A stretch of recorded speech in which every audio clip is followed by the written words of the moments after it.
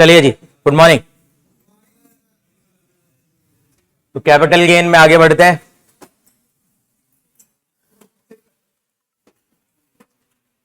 क्या हो गया था हमारा कल? Holding period.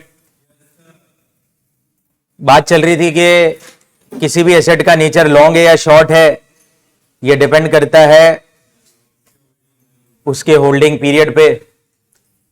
होल्डिंग पीरियड पुराने लॉ में 3 टाइप के बेस होते थे, 12, 24, 36। नए में 3 हो गए, 2 हो गए, 12, 24। वैसे होल्डिंग पीरियड खरीदने से लेकर बेचने तक का टाइम गैप होता है, पर कुछ केसेस में आपको होल्डिंग पीरियड भी दिमाग से निकालना है। तो उन वाले केसेस में कितने केस हो गए थे? 6। लास्ट मैंने अमालगमेशन वाला केस बताया। अब सेम अमालगमेशन की लाइन पे ही अगला केस है, केस नंबर 7 में आ जाइए। याद है अमालगमेशन का उल्टा क्या होता है? डीमर्जर। तो डीमर्जर में 2 कंपनी जो इन्वॉल्व होती है उसके नाम होते हैं डीमर्ज्ड कंपनी और रिजल्टिंग कंपनी। डीमर्जर की दोनों कंपनियों को कहते हैं डीमर्ज्ड और रिजल्टिंग। तो अभी हमारा टॉपिक जो चल रहा है वो है holding period of resulting company.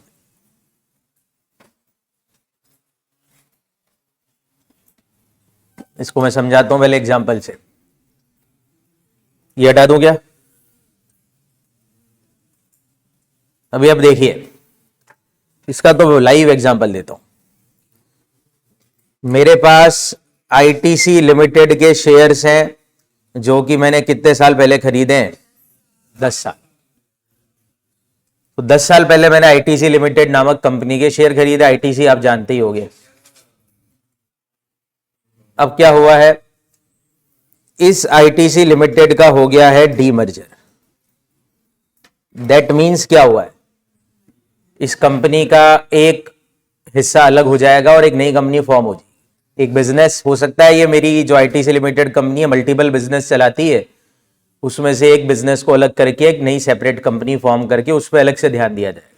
तो अभी रिसेंटली आपको पता ही है डीमर्जर हुआ और एक नई कंपनी फॉर्म हुई, आईटीसी होटल्स लिमिटेड।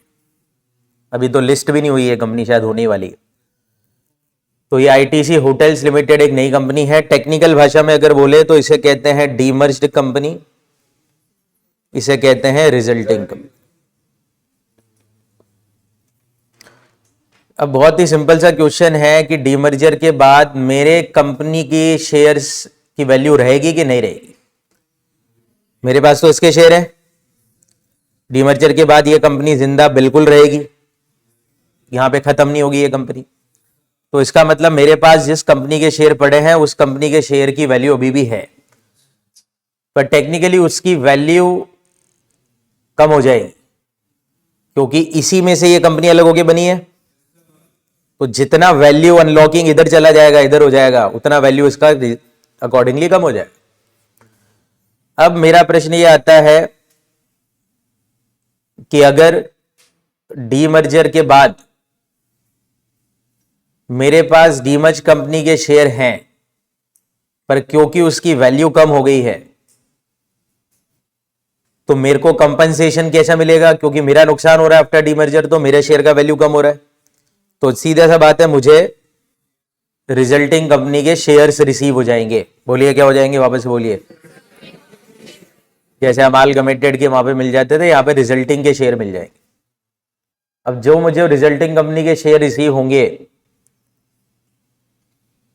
वो ऑब्वियसली एक स्वैप रेशो के हिसाब से जो भी बैठेगा मिल जाएंगे। तो अब मेरे पास डीमर्जर के बाद ना दोनों ही कंपनियों के शेयर पड़े हैं, आईटीसी के भी। तो ये शेयर तो 10 साल पुराने हैं, इनको बेचेंगे तो नेचर दिख रहा है 10 साल पुराने, पर ये शेयर तो आज ही मिले। अगर मैं इनको बेच दूं तो क्या इनका होल्डिंग पीरियड आज ही से चालू करना चाहिए? इसी का जवाब दिया है कि रिजल्टिंग कंपनी के शेयर जो मुझे डीमर्जर के बाद मिलते हैं उनके होल्डिंग पीरियड्स को निकालते वक्त, रिजल्टिंग के होल्डिंग पीरियड को निकालते वक्त डीमर्ज का होल्डिंग पीरियड भी क्या किया जाएगा? ऐड। तो इनकम टैक्स वाले मानेंगे आईटीसी होटल लिमिटेड के शेयर भी 10 साल पुराने, भले कंपनी आज ही बनी हो, पर लॉ बोलता है कि नहीं, ये भी कितने साल पुराने शेयर है, 10 साल। क्या डन है? क्या सीखे इससे? डीमर्जर के कारण रिजल्टिंग कंपनी के शेयर अगर मिलते हैं तो उसके होल्डिंग पीरियड में डीमर्ज्ड कंपनी का होल्डिंग पीरियड भी ऐड कर। अरे क्लियर? ये आपका सिंपल सीन है, लिख दीजिए भाई। Holding period of share of कौन सी कंपनी? नहीं, रिजल्टिंग के होल्डिंग पीरियड में क्या करना है? Holding period of share of demerge company shall be added.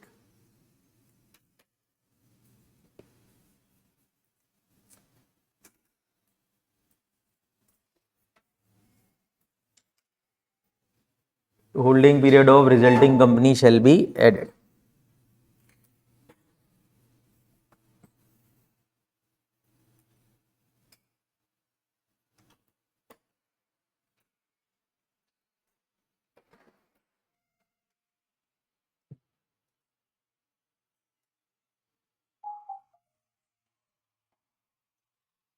हो गया सबका? बोलिए बेटा। अब क्या बचता है? 7वां केस हो गया। 8वें केस की तरफ चले।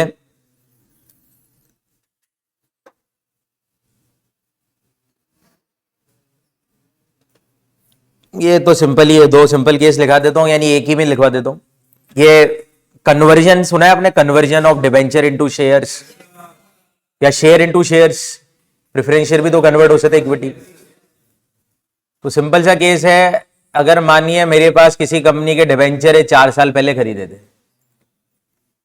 आपको पता होना चाहिए डिबेंचर भी कैपिटल एसेट है। कितना होल्डिंग पीरियड क्या देखते हो नेचर के लिए, उसके लिए कितना टाइम दे देखते हो, जज कैसे करते हो? डिवेंचर पे क्या टाइम पीरियड से जजमेंट लेते हो? 12, 24, 36, 12, 24 जो भी है, मतलब हाँ 2 ही ऑप्शन है वहां पे। अगर लिस्टेड है डिवेंचर तो 12 महीने, पुराने लॉ और नए लॉ दोनों में। और अगर अनलिस्टेड है तो पुराने लॉ में 36 महीने और नए लॉ में 24 महीने। अबे तुम क्या पढ़ते हो, क्या करते हो? क्यों कल सिखाए थे ना टाइम पीरियड? भुद्दों की तरह बैठे रहे तो यहां पर सठिया के क्या उम्र की पहले ही कल सिखाया था ना टाइम पीरियड कितना इंपॉर्टेंट है।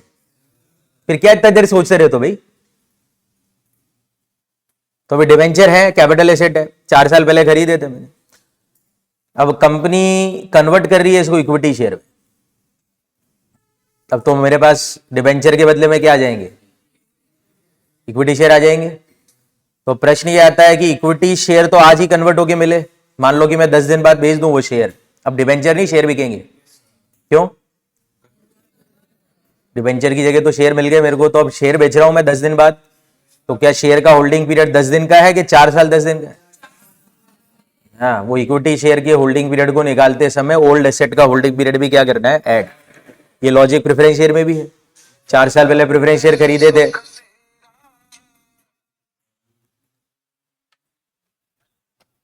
हेलो हाँ जी,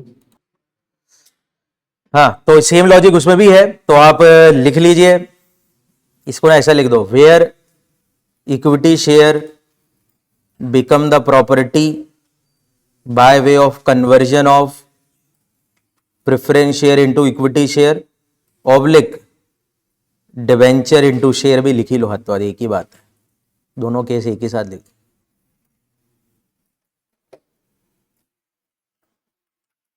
ऐसे इक्विटी शेयर खरीदे नहीं है मैंने, ध्यान रख लेना। देखो सिंपल सी चीज है, अगर कोई चीज मैं खरीद रहा हूं ना, तब तो खरीदने के दिन से होल्डिंग पीरियड चालू होता है। ये सब केसेस कौन से केसेस हैं?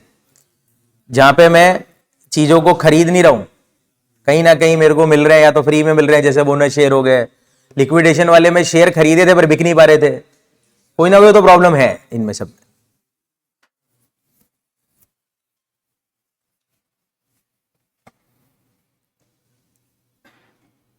तो क्या लिखोगे फिर इसके अंदर? The period for which preference share oblique debentures लिख देना were held by SSC shall be included. तो जितने समय मैंने प्रेफरेंस शेयर या फिर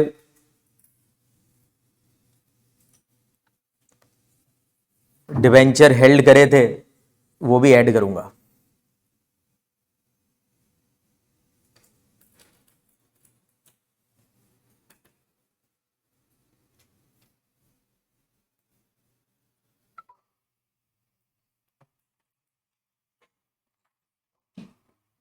सब नॉर्मल चीजें है, कोई ज्यादा दिमाग वाली चीजें नहीं है वैसे विशेष। अब आइए एक और चीज पे चलते हैं, लिख लिया ये, एक और चीज में चल लेते हैं।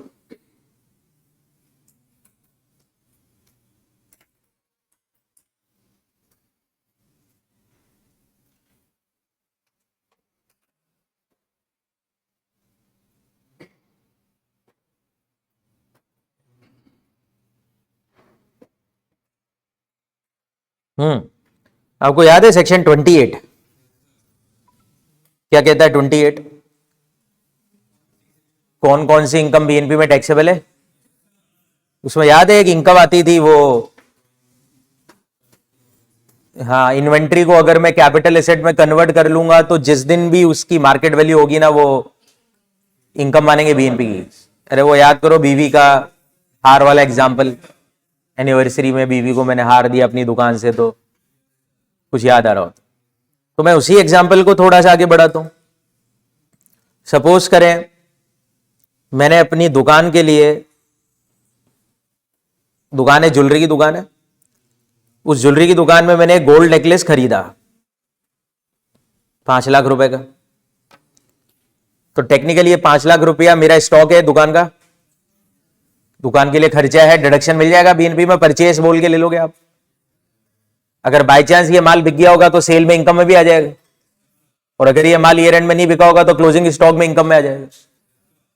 समझ लेना, परचेस बोल के खर्चे का डिडक्शन ले लेंगे, फिर अगर बिक गया होगा तो सेल के रूप में, इनकम के रूप में टैक्सेबल हो जाएगा अगर ये माल बिक गया तो उसी साल। खाते वाते आते हैं ना हिसाब किताब। और अगर नहीं भी बिका हो तो भी ये कॉस्ट सेम अमाउंट स्टॉक में जुड़ के वापस से इनकम में हो जाएगा। यही होता है। अब दिमाग लगाना है अपन को अच्छी तरह से।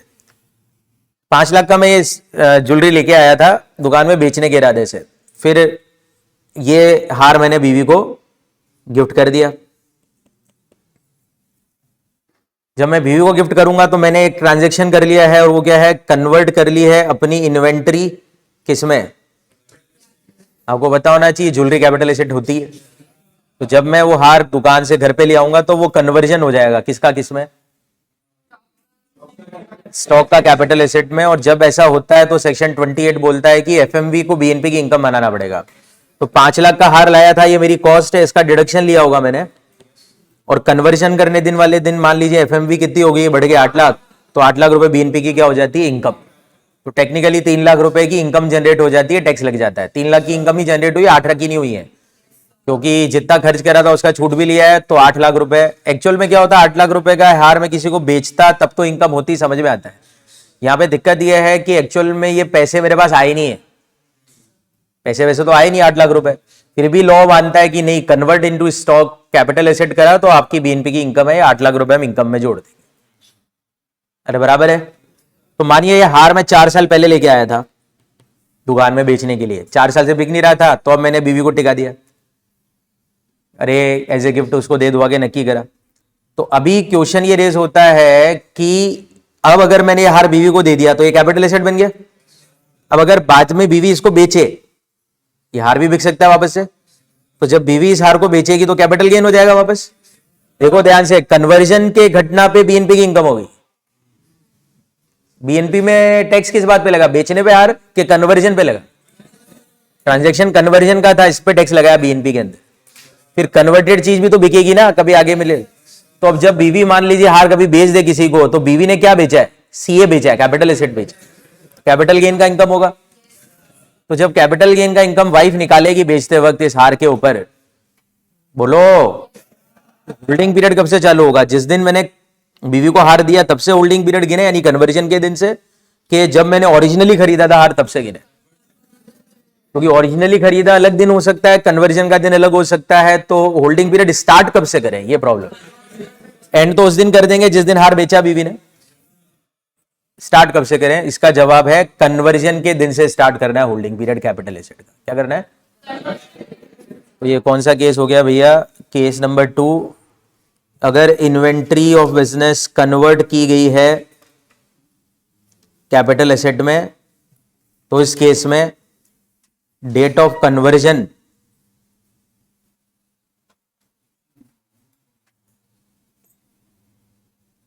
से ही होल्डिंग पीरियड स्टार्ट करना है बस, और तो क्या, शैल बी कंसीडर्ड।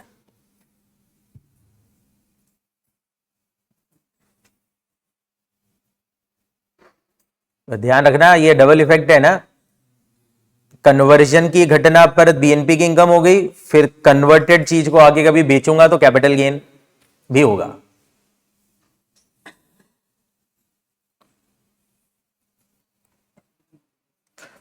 अब आपका दिमाग एक और बार टेस्ट कर लेते हैं।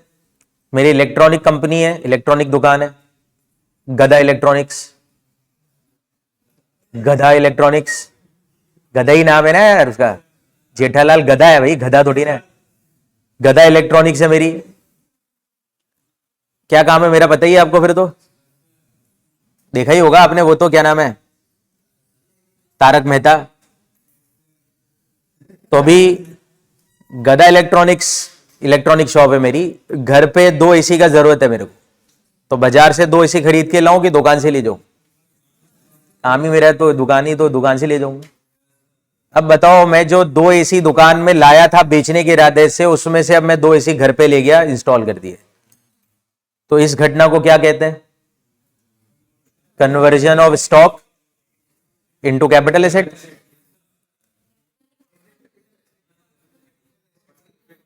क्या 28 सेक्शन का ट्रांजैक्शन बनेगा ये? क्वेश्चन समझ में आया? क्योंकि अगर सेक्शन 28 लगाया आपने, conversion of stock into capital asset वाला सेक्शन, तो जो एफएमवी होगी कन्वर्जन के दिन की, वो बीएनपी की इनकम है।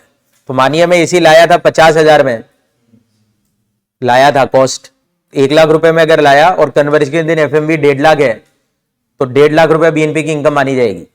और अगर ये सेक्शन नहीं लगेगा ना, तो इन दैट केस 1 लाख रुपए बीएनपी की इनकम बनेगी। मैंने उस दिन भी आपको समझाया था, 1 लाख तो फिर भी बीएनपी में इनकम के रूप में रिकॉर्ड होगा, क्योंकि अकाउंट्स के हिसाब से आप जब ड्राइंग करोगे तो ड्राइंग टू परचेज तो एंट्री करोगे ना। 1 लाख का परचेज अकाउंट डेबिट करा था, 1 लाख से परचेज अकाउंट क्रेडिट करके आपका जीरो इफेक्ट होकर 1 लाख का डिडक्शन लिया, 1 लाख की इनकम होगी, जीरो हो गया हिसाब। पर अगर 28 सेक्शन लग गया तो डेबिट में तो खर्चा तो 1 लाख का क्लेम करा है मैंने, और इनकम 1.5 लाख की हो जाएगी, क्योंकि कन्वर्जन के दिन एफएमवी कितनी है? 1.5 लाख, तो 50,000 पे टैक्स लग जाएगा।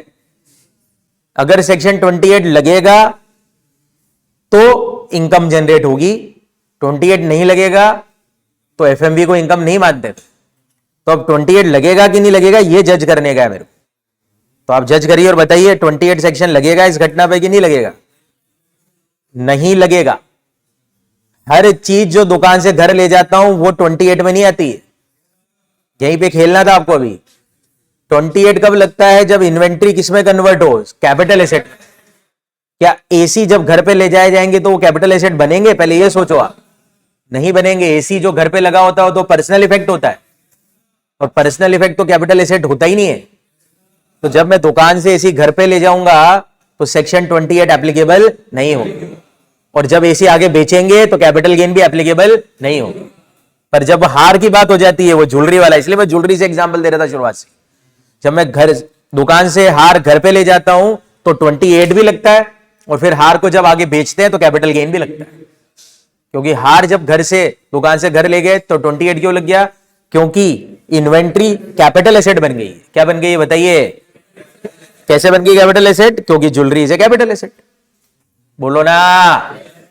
फिर वो हार जब बेचेंगे तो कैपिटल गेन भी लगेगा, क्योंकि कैपिटल एसेट बिक रहा है। पर एसी के केस में ऐसा नहीं होता। तो एसी के केस में क्या होगा? जब मैं घर से इधर से उधर ले जाऊंगा, खरीदा 1 लाख में, और जब लेके जाऊंगा तो भी 1 लाख रुपए की इनकम हो जाएगी, नेट इफेक्ट जीरो हो गया मेरा। पर हार के केस में लाया 5 लाख में और मार्केट वैल्यू 8 है, तो डिडक्शन 5 का मिलेगा और इनकम 8 लाख की हो जाएगी, तो नेट कितने पे टैक्स लग जाएगा? 3 लाख, जबकि मैंने एक्चुअल में 3 लाख किसी से कमाई नहीं है। आप समझ ही नहीं रहे हो, फिर वापस से सीए कर रहे हो, मजाक कर रहे हो, राम जाने। समझ रहे हो, एक्चुअल में 3 लाख मैंने कमाई नहीं है, इनकम टैक्स वालों की नजर में मैंने 3 लाख कमा लिया। क्या घटना से कमा लिए? Conversion of stock into capital, भाई टैक्स दे। पर एसी जब ले जाऊंगा तो बोलते हैं अरे नहीं नहीं ये तो है ही नहीं, चल हटा। बोलो यार, क्या आपको समझ में आ गई बात? पक्का श्योर हो? हाँ, तो ये एक और केस था। और लास्ट और फाइनल केस जो हमारे और काम आ सकता है, केस नंबर कौन सा है ये? 10वां case.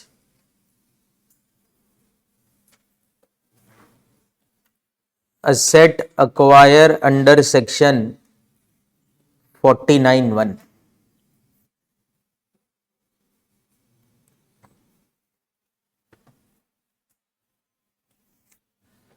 asset acquire under section 49(1).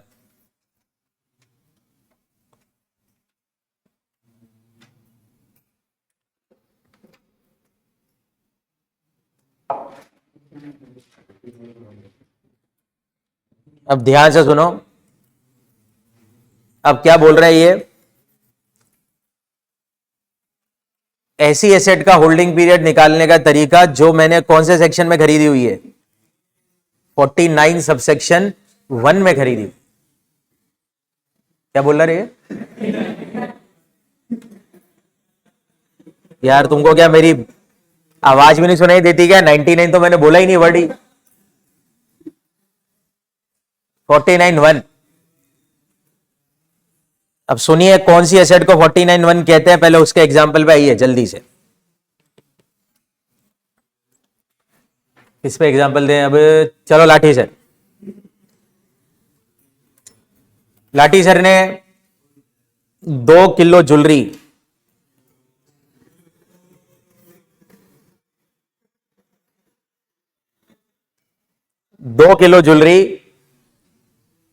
आज से 10 साल पहले खरीदी, 20 साल पहले खरीदी। 20 साल पहले 2 किलो सोना उठाया उन्होंने, ज्वेलरी उठाई, अभी तक नहीं बेची, रखी हुई है, बेचते भी नहीं है, पैसे की जरूरत ही नहीं है।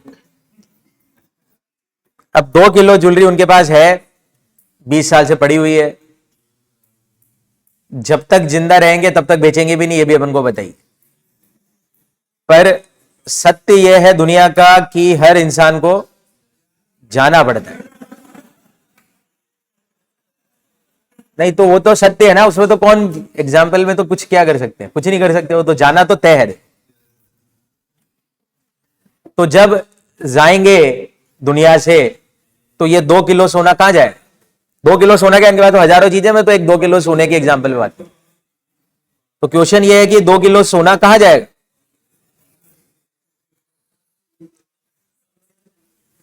अभी तक आपको पता नहीं है तो इनके बेटे के पास जाएगा। बेटे को भी मिल सकता है, खैर बेटे को ज्यादातर देते हैं तो बेटे के ऊपर एग्जाम्पल ले लेते, दोनों ही है इनके पास, तो बेटा बेटी दोनों है ना। तो 2 किलो सोना उनके इनहेरिटेंस में सक्सेसर्स को मिलेगा, सबको। अब बहुत बड़ी बात यह है कि इनकम टैक्स में एक सेक्शन है, भी आप पढ़ लोगे आजकल में शायद, 47 सेक्शन है इसी हेड में। 47 सेक्शन में ऐसे कुछ लेन देन दिए हुए हैं जिसे ट्रांसफर नहीं मानते हैं। क्या बोला मैंने? एक बार वापस से थोड़ा सा लैंग्वेज में आता हूं मैं। कैपिटल गेन कब लगता है? कैपिटल एसेट के ट्रांसफर पे लगता है, ये सबको पता है। अब इनकम टैक्स वाले मुझे कहते हैं कि कुछ लेन देन ऐसे हैं अगर जो मैं करूं तो ट्रांसफर नहीं मानेंगे। मतलब ट्रांसफर नहीं मानेंगे, ट्रांजैक्शंस को ट्रांसफर नहीं मानेंगे, दैट मींस कैपिटल गेन नहीं लगेगा। यानी कि अगर मैं वो लेन देन में संलग्न हूं तो टैक्स देने की जरूरत नहीं। उसी सेक्शन 47 में, एक लेन देन है कि अगर मैं कोई अपनी capital asset gift will inheritance में किसी को देता हूं। क्या बोला मैंने?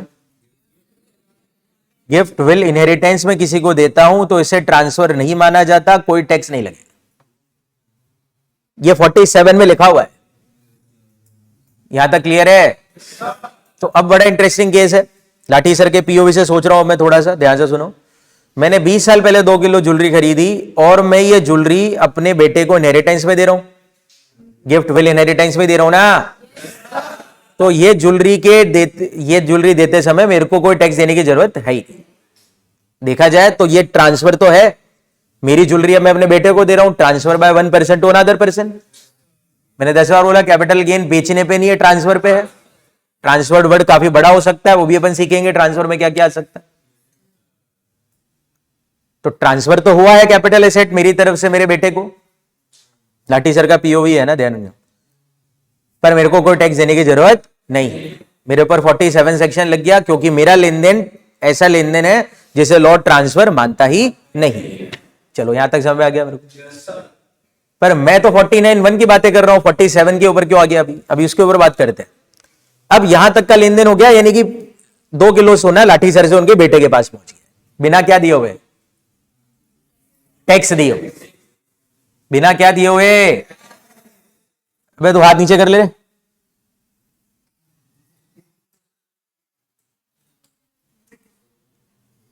बिना कोई टैक्स दिए हुए। अब खेल नंबर 2 चालू होता है। अब ये सोना पहुंच चुका है बेटे के पास।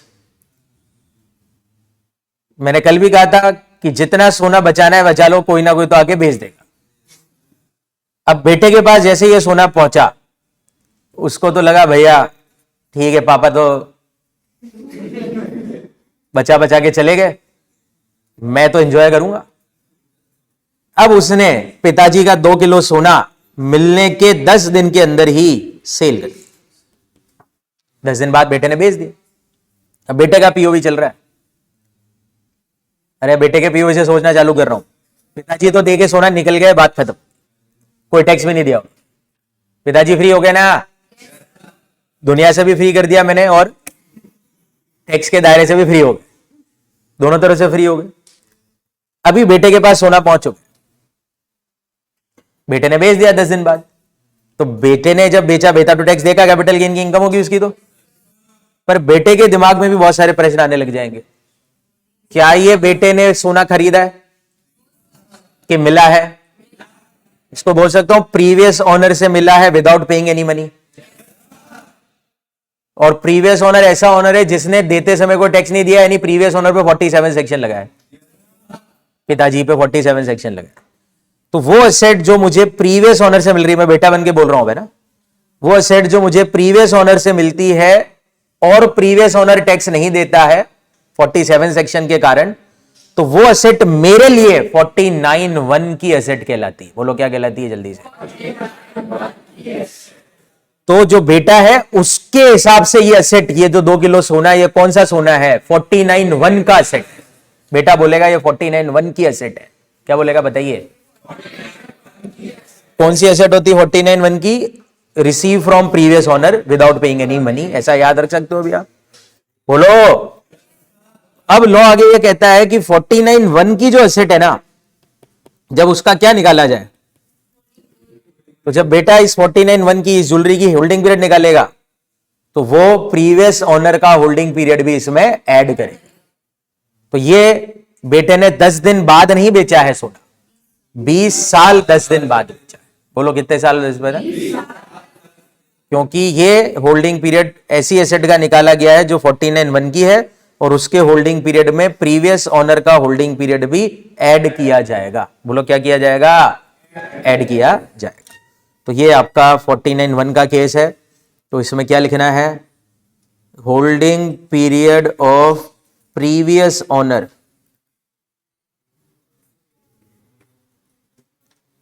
शैल बी, बोलिए क्या? इंक्लूडेड।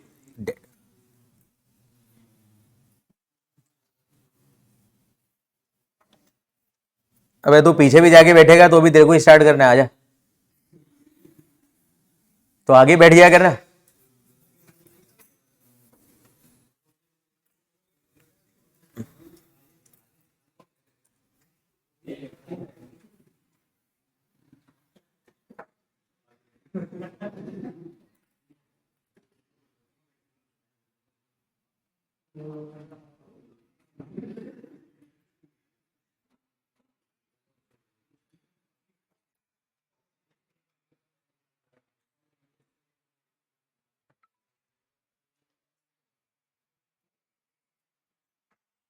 तो ये बेटा वो 10 ऐसे केसेस हैं जहां पे मैं होल्डिंग पीरियड निकालते समय सावधानी बरतूंगा। अबे सावधानी बरतनी है ना। हाँ, ना धुंध नहीं निकालेंगे होल्डिंग पीरियड, दिमाग से चेक करके देखा जाएगा। तो इसमें अगर मैं मेन बता दूं आपको, तो सबसे मेन इसमें यही है 49(1) वाला 10वां जो आपने पढ़ा। और उसके अलावा अगर मैं मेन बोलूं तो फिर वो शेयर से रिलेटेड जो पढ़े थे ना आपने, बोनस शेयर, राइट शेयर, वो सब जरूर काम आएंगे। बाकी सब चीजें आपको कभी कभार ही देखने को मिलेगी कुछ। हाँ, पर सबसे मेन यही है, ये तो बिल्कुल पता होना चाहिए 49(1) की एसेट। तो वापस से पूछता हूं, कौन सी एसेट को 49(1) की एसेट कहता हूं मैं इनकम टैक्स के अंदर? हाँ, और यानी कि जिसपे प्रीवियस ओनर भी टैक्स नहीं दिया हुआ है। अगर प्रीवियस ओनर टैक्स दे देगा तो फिर वो मेरे लिए 49(1) की है ही नहीं, फिर तो मैंने पैसे देके खरीदी होगी, सीधी सी बात। तभी तो उसने टैक्स दिया होगा। प्रीवियस ओनर को पता है माफ क्यों किया है, क्योंकि उसको भी फ्री में देना पड़ रहा है मुझे। पिताजी ने बेटे से पैसे लिए कि फ्री में दिया है? पिताजी इनको इसलिए 47 में बख्श दिया और बेटे को बोला कि भैया अब ये एसेट तेरे लिए कौन सी एसेट हो गई? 49(1) की। चलिए, तो कैपिटल गेन कब लगता है, हो गया। कैपिटल एसेट के टाइप क्या होते हैं, हो गए। होल्डिंग पीरियड निकालते समय क्या सावधानी बरतनी है, वो भी हो गई। अब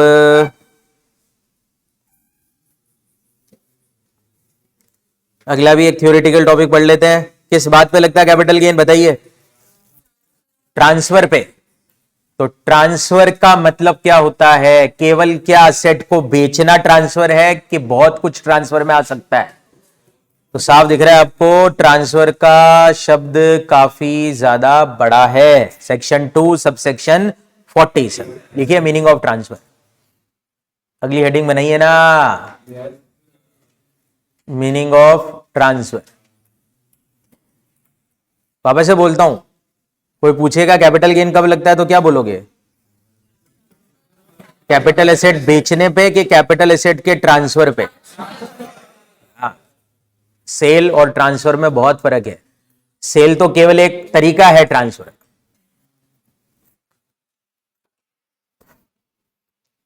तो वही है, ट्रांसफर इंक्लूड्स, आपको बताइए इंक्लूड्स मतलब स्कोप बताया जाता है डेफिनेशन के द्वारा, बोलो ना। तो ट्रांसफर इंक्लूड में मेन चीजें लिखा देता हूं, बाकी देखो डेफिनेशन तो एग्जाम में बिल्कुल काम की है नहीं, यूजलेस ही है, पर वाह ठीक है। तो ट्रांसफर में देखिए, सबसे पहले ये बोल रहे हैं sale, exchange, relinquishment of the asset. अगर मैं एसेट सेल करता हूं मतलब ट्रांसफर करिए, अगर मैं एसेट एक्सचेंज करता हूं ट्रांसफर करिए, एसेट रिलिंक्विश करता हूं ट्रांसफर करिए। सेल भी ट्रांसफर है, एक्सचेंज भी ट्रांसफर है और रिलिंक्विशमेंट भी ट्रांसफर ही है। सेल क्या होता है भाई? बेचना। एक्सचेंज मतलब समझ में आ गया, जैसे पुराना मकान देकर किसी ने नया मकान ले लिया एक्सचेंज में, वो महिला बहुत करती है, पुरानी ज्वेलरी देती है, नई ज्वेलरी लेके आ जाती है। तो पुरानी ज्वेलरी देके मैं नई ज्वेलरी ले आया, पैसे नहीं लेके आया, तो क्या कैपिटल गेन बनेगा? क्या पुरानी ज्वेलरी ट्रांसफर हुई है? यस हुई है। एक्सचेंज करना भी क्या है? ट्रांसफर है। ठीक है। रिलिंक्विशमेंट ऑफ द एसेट।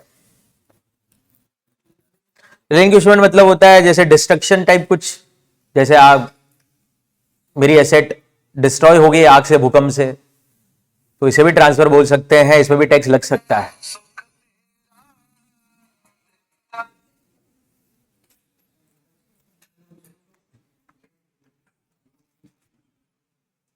क्या हो गया?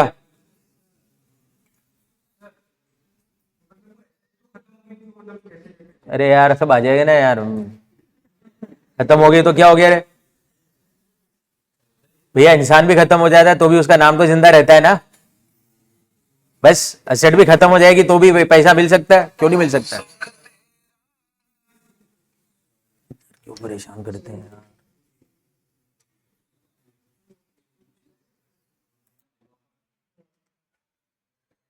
चलिए, तो पहला लिख लिया आपने। अगला देखिए क्या लिखा हुआ है अब, second point, extinguishment of any rights. वो कल जैसे याद है राइट ऑफर मैंने लाठी सर को भेज दिया था, व्हाट इज दिस? राइट बेचना। तो किसी एसेट को नहीं बेचा पर उसका कोई राइट बेच दिया। अबे राइट भी तो बिकते हैं ना। जैसे मानिए कि एक मकान है मेरे पिताजी का है, जो हम दोनों भाइयों के नाम पे वो करके चले गए, फिर मैंने अपना हिस्सा भाई को बेच दिया। हिस्सा बेचा ना, मकान तो बेच ही नहीं सकते थे। मकान तो दोनों भाई मिलके बेचते किसी को, तो अब दोनों भाई बेच नहीं पा रहे थे, तो एक भाई ने बोला चल मेरा हिस्सा तू रख ले, तो शेयर, राइट्स बेच दिए। कैपिटल गेन बनेगा मतलब उसमें।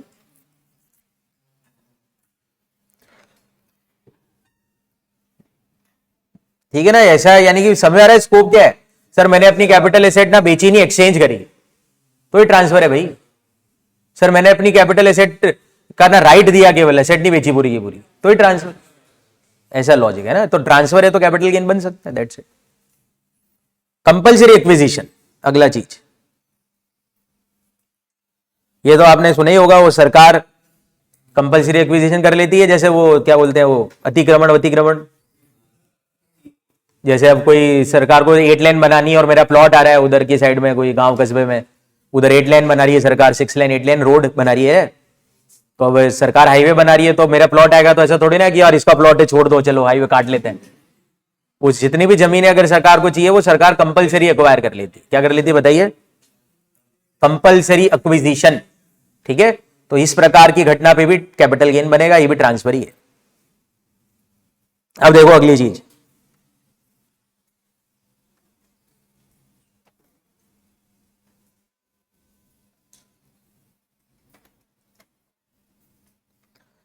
उल्टा है, जस्ट 28 का जस्ट उल्टा है। देखो ध्यान से, जब मैं स्टॉक को कैपिटल एसेट बना रहा हूं तो 28 में इनकम हो रही है बीएनपी की। उल्टा भी तो कर सकता हूं, कैपिटल एसेट को स्टॉक बना सकता हूं, बीवी के गले से हार छीन के दुकान में लेके आ गया। अबे उल्टा, अभी तो दुकान से बीवी को हार पहनाया था तो बीएनपी की इनकम होगी। बीवी के गले से हार दुकान में, गुड़िया के गले में भी तो डाल सकता हूं वापस लाकर। अरे रिवर्स, इस घटना पे कैपिटल गेन बने, conversion of capital asset into stock in trade. बोलो क्या करा है मैंने?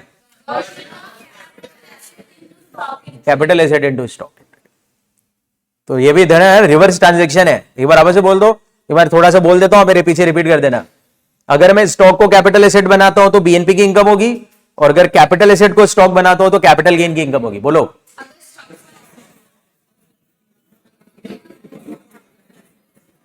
बीएनपी की इनकम कितनी होगी वो तो बता दिया मैंने एफएमवी कन्वर्जन के दिन की। कैपिटल गेन में कितनी इनकम होगी वो तो बाद में सिखाऊंगा करके, कैलकुलेशन इनकम की कैसे करें। ये पक्का इनकम होगी, कितनी वो अभी बात नहीं कर रहा हूं।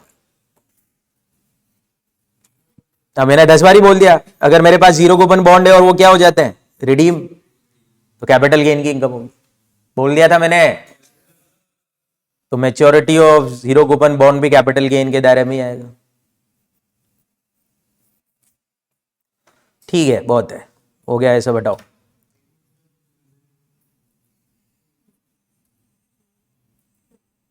तो ये ट्रांजैक्शंस अगर मैं करता हूं तो मतलब मैंने कैपिटल एसेट ट्रांसफर की है, टैक्स लग सकता।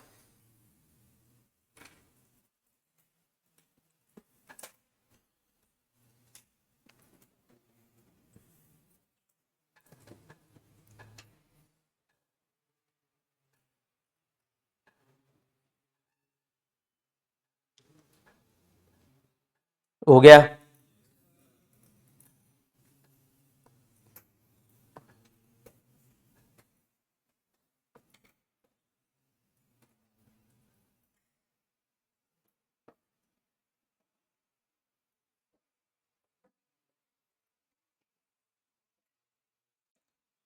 अब मैं थोड़ा सा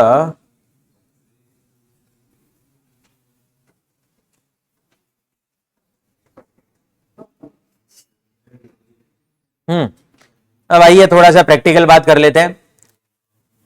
जनरल चीजों तो समझ में आ गई, कैपिटल गेन कब लगता है, कैपिटल एसेट क्या होता है, कितने टाइप की होती है, और ट्रांसफर का मतलब क्या होता है, बेसिक बातें तो सब आ गई है करीब करीब। तो आइए थोड़ा सा कंप्यूटेशन पार्ट में आते हैं। अब बताइए क्या सिखाने वाला हूं मैं आपको। कैपिटल गेन निकालना कैसे होता है, सेक्शन नंबर 48।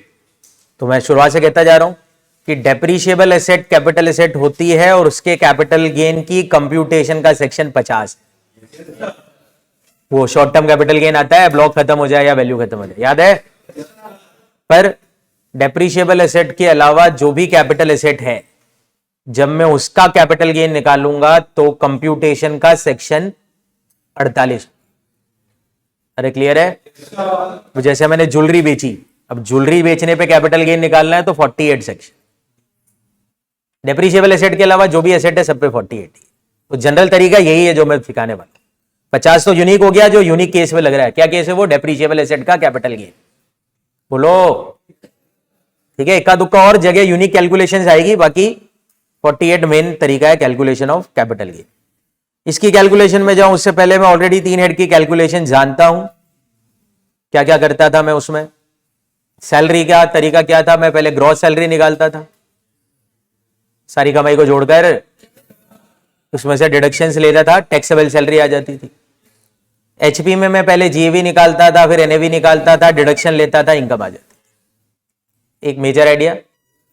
और बीएनपी में मैं अकाउंटिंग इनकम को एडजस्ट करके बीएनपी की इनकम निकाल लेता, एडएलएस कर कुरा के जो भी करने थे, अलाउड डिसअलाउड कर कुरा। 3 तरीके मेरे को आते हैं, 3 इनकम निकालना तो आती है। अब आता है चौथा तरीका, कौन सी इनकम निकालने का तरीका, कैपिटल। अब कैपिटल गेन का इनकम निकालने के लिए सेक्शन 48 काम आएगा, और यहां पे वही लफड़ा है। 23 जुलाई 24 से पहले अगर एसेट ट्रांसफर करी तो क्या करना है, और 23 जुलाई 24 के बाद ट्रांसफर करी तो क्या करना है। क्या बात समझ में आ गई आपको? अरे वही लॉजिक है यार, डेट का चक्कर पड़ेगा, क्योंकि पहले का तरीका अलग हुआ करता था और नेचर भी अलग तरीके से निकलता था, अभी का तरीका क्या चेंज हो चुका है। तो मैं पहले आपको सिखा रहा हूं कंप्यूटेशन ऑफ कैपिटल गेन, या ऐसा लिख देता हूं ना, कैपिटल गेन भी तो 2 तरीके निकालूंगा ना, शॉर्ट और लॉन्ग। तो पहले शॉर्ट की बात करते हैं। तो पहले किसका कंप्यूटेशन सिखा रहा हूं, एसटीसीजी कैसे निकाला जाता है। एसटीसीजी कब निकालना है, जब मैंने short term capital asset transfer की, ये तो पता है। अगर मैंने एसटीसीए ट्रांसफर करा है तो एसटीसीजी निकालूंगा, वो कैसे निकालूंगा अब मैं आपको सिखा। तो computation of STCG, if STCA transfer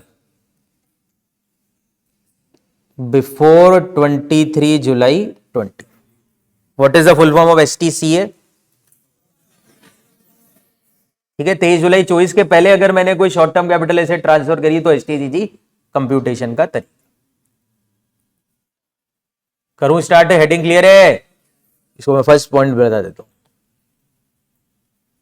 बहुत इजी है। सबसे पहले मेरे को लिखना है मैंने कैपिटल एसेट कितने में बेची, दैट इज बताइए क्या। सबसे इजी कैलकुलेशन है हेड की, कुछ करना ही नहीं है, 3-4 लाइन में कैलकुलेट इनकम आ जाएगी। सबसे पहले क्या लिखना है बताइए, सेल कंसिडरेशन। मतलब क्या हुआ इसका, ट्रांसफर कितने प्राइस पे करी, ट्रांसफर प्राइस। अरे बोलो, इसमें से लेस कर दूंगा कोई भी खर्चे जो मैंने कैपिटल एसेट को ट्रांसफर करने पे किए। क्या बोला मैंने,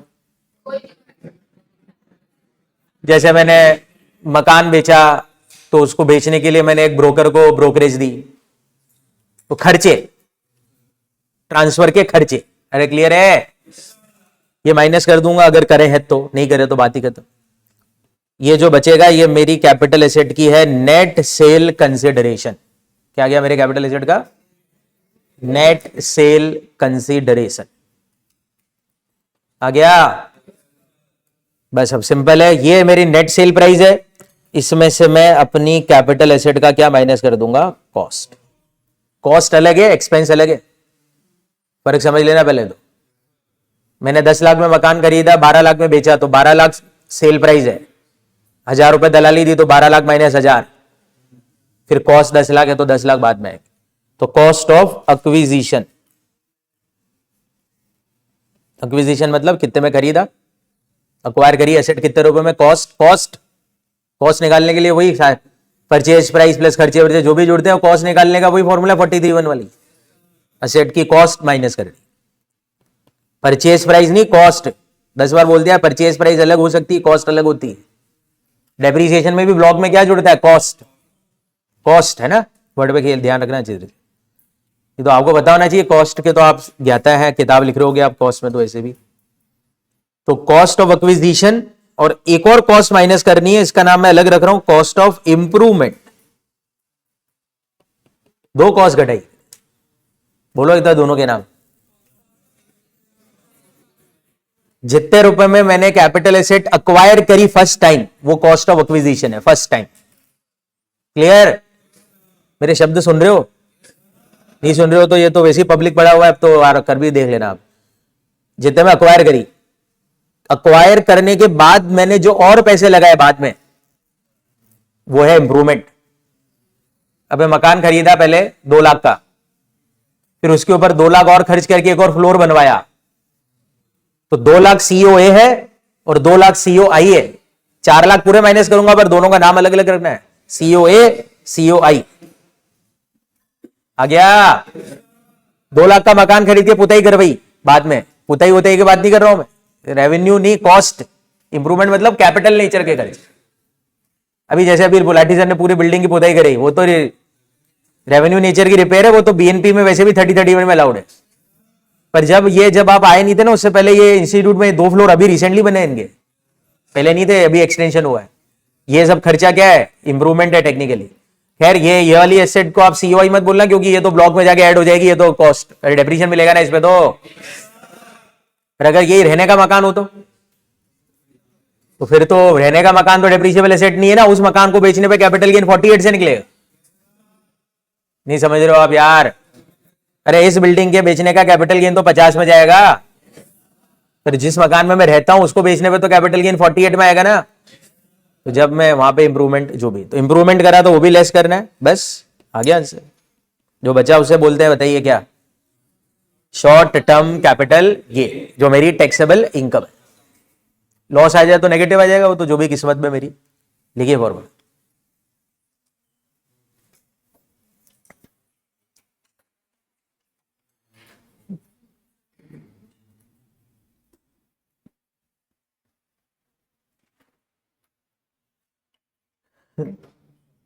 इतने सारे बच्चे गायब क्यों हो गए?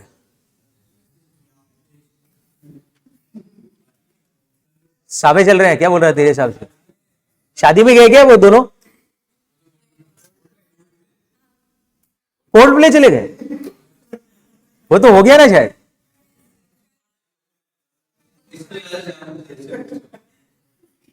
है ये तो लोगों की पंगत में झीमने जाता है। पोर्ट प्ले क्या होता है इसको क्या पता पड़ रहा है? ये तो जहां फ्री का खाना मिला वहां पे चले जाता है। कहां गए बताओ ना? पोर्ट प्ले गए यार? मेरे को समझ में नहीं आता है।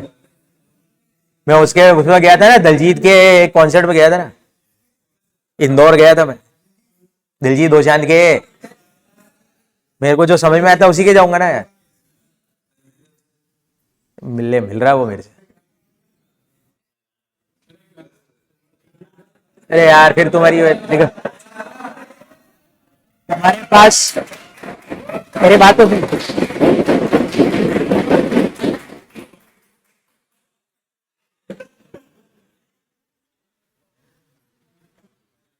अब देखिए ये तरीका आ गया। नहीं तेरे को नींद आ रही, हमको तो नहीं आ रही। हम तो रात को सोते हैं यार, तू रात को जागता है ना। रात को क्या करता है तू?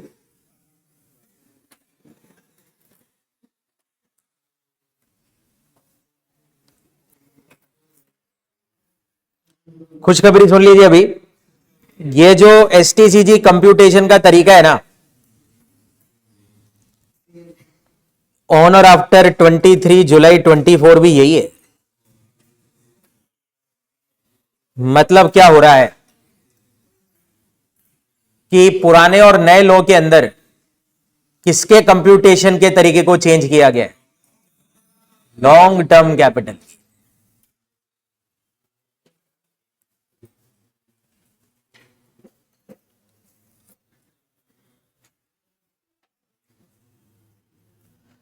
तो मैं इसको पूरा एक लाइन का फॉर्मूला बना देता हूं। शॉर्ट टर्म कैपिटल गेन का फॉर्मूला है सेल माइनस कॉस्ट।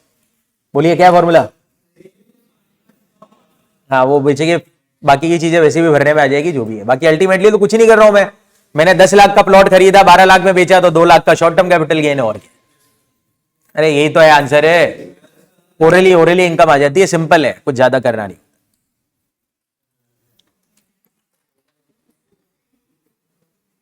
हो गया क्या?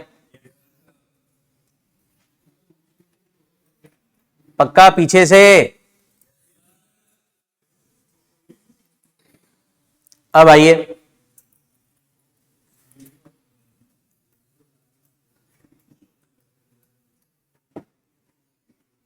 किसके ऊपर बात करते हैं अब?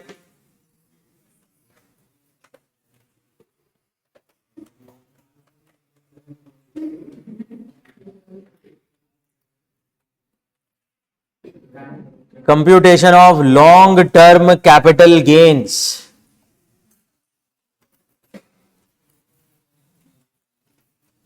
कौन सा केस है? ट्रांसफर्ड बिफोर 23 जुलाई 24।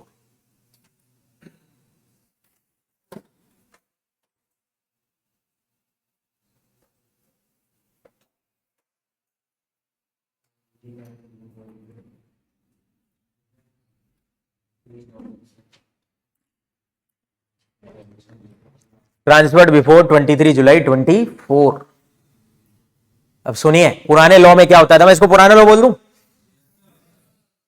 अरे मुंह खोलो ना अपने। तो अब देखिए पुराने लॉ में क्या होता था। वही सबसे पहले तो एलटीसीजी निकालते वक्त भी सबसे पहले तो वही लिखना है,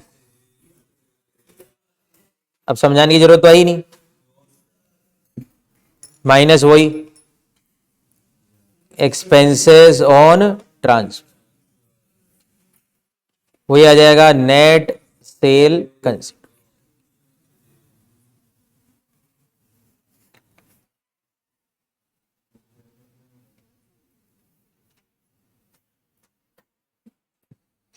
बढ़िया,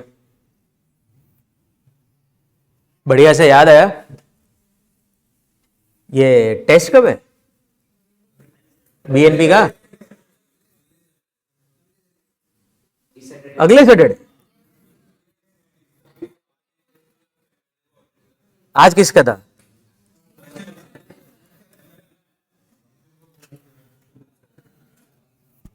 गलत बात है यार। तो अगले सैटरडे मतलब इधर से अभी, और तो जब तक तो कैपिटल गेन नहीं हो जाएगा फिर तो। दोनों साथ में तुम्हारी बस की बात नहीं है।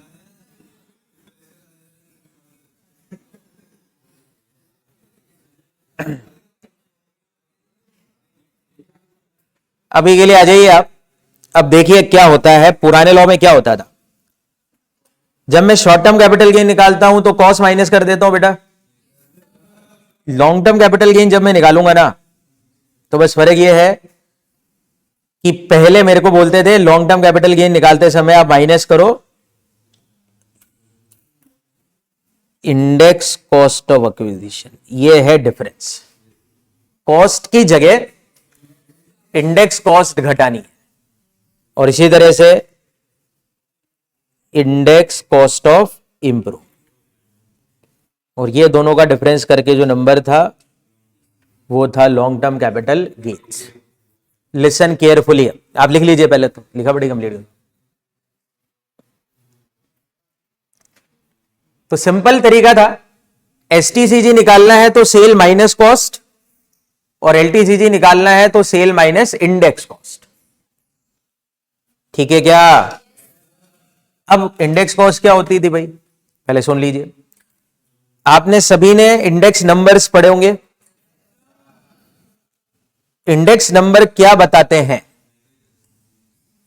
वो नंबर्स क्या बताते हैं?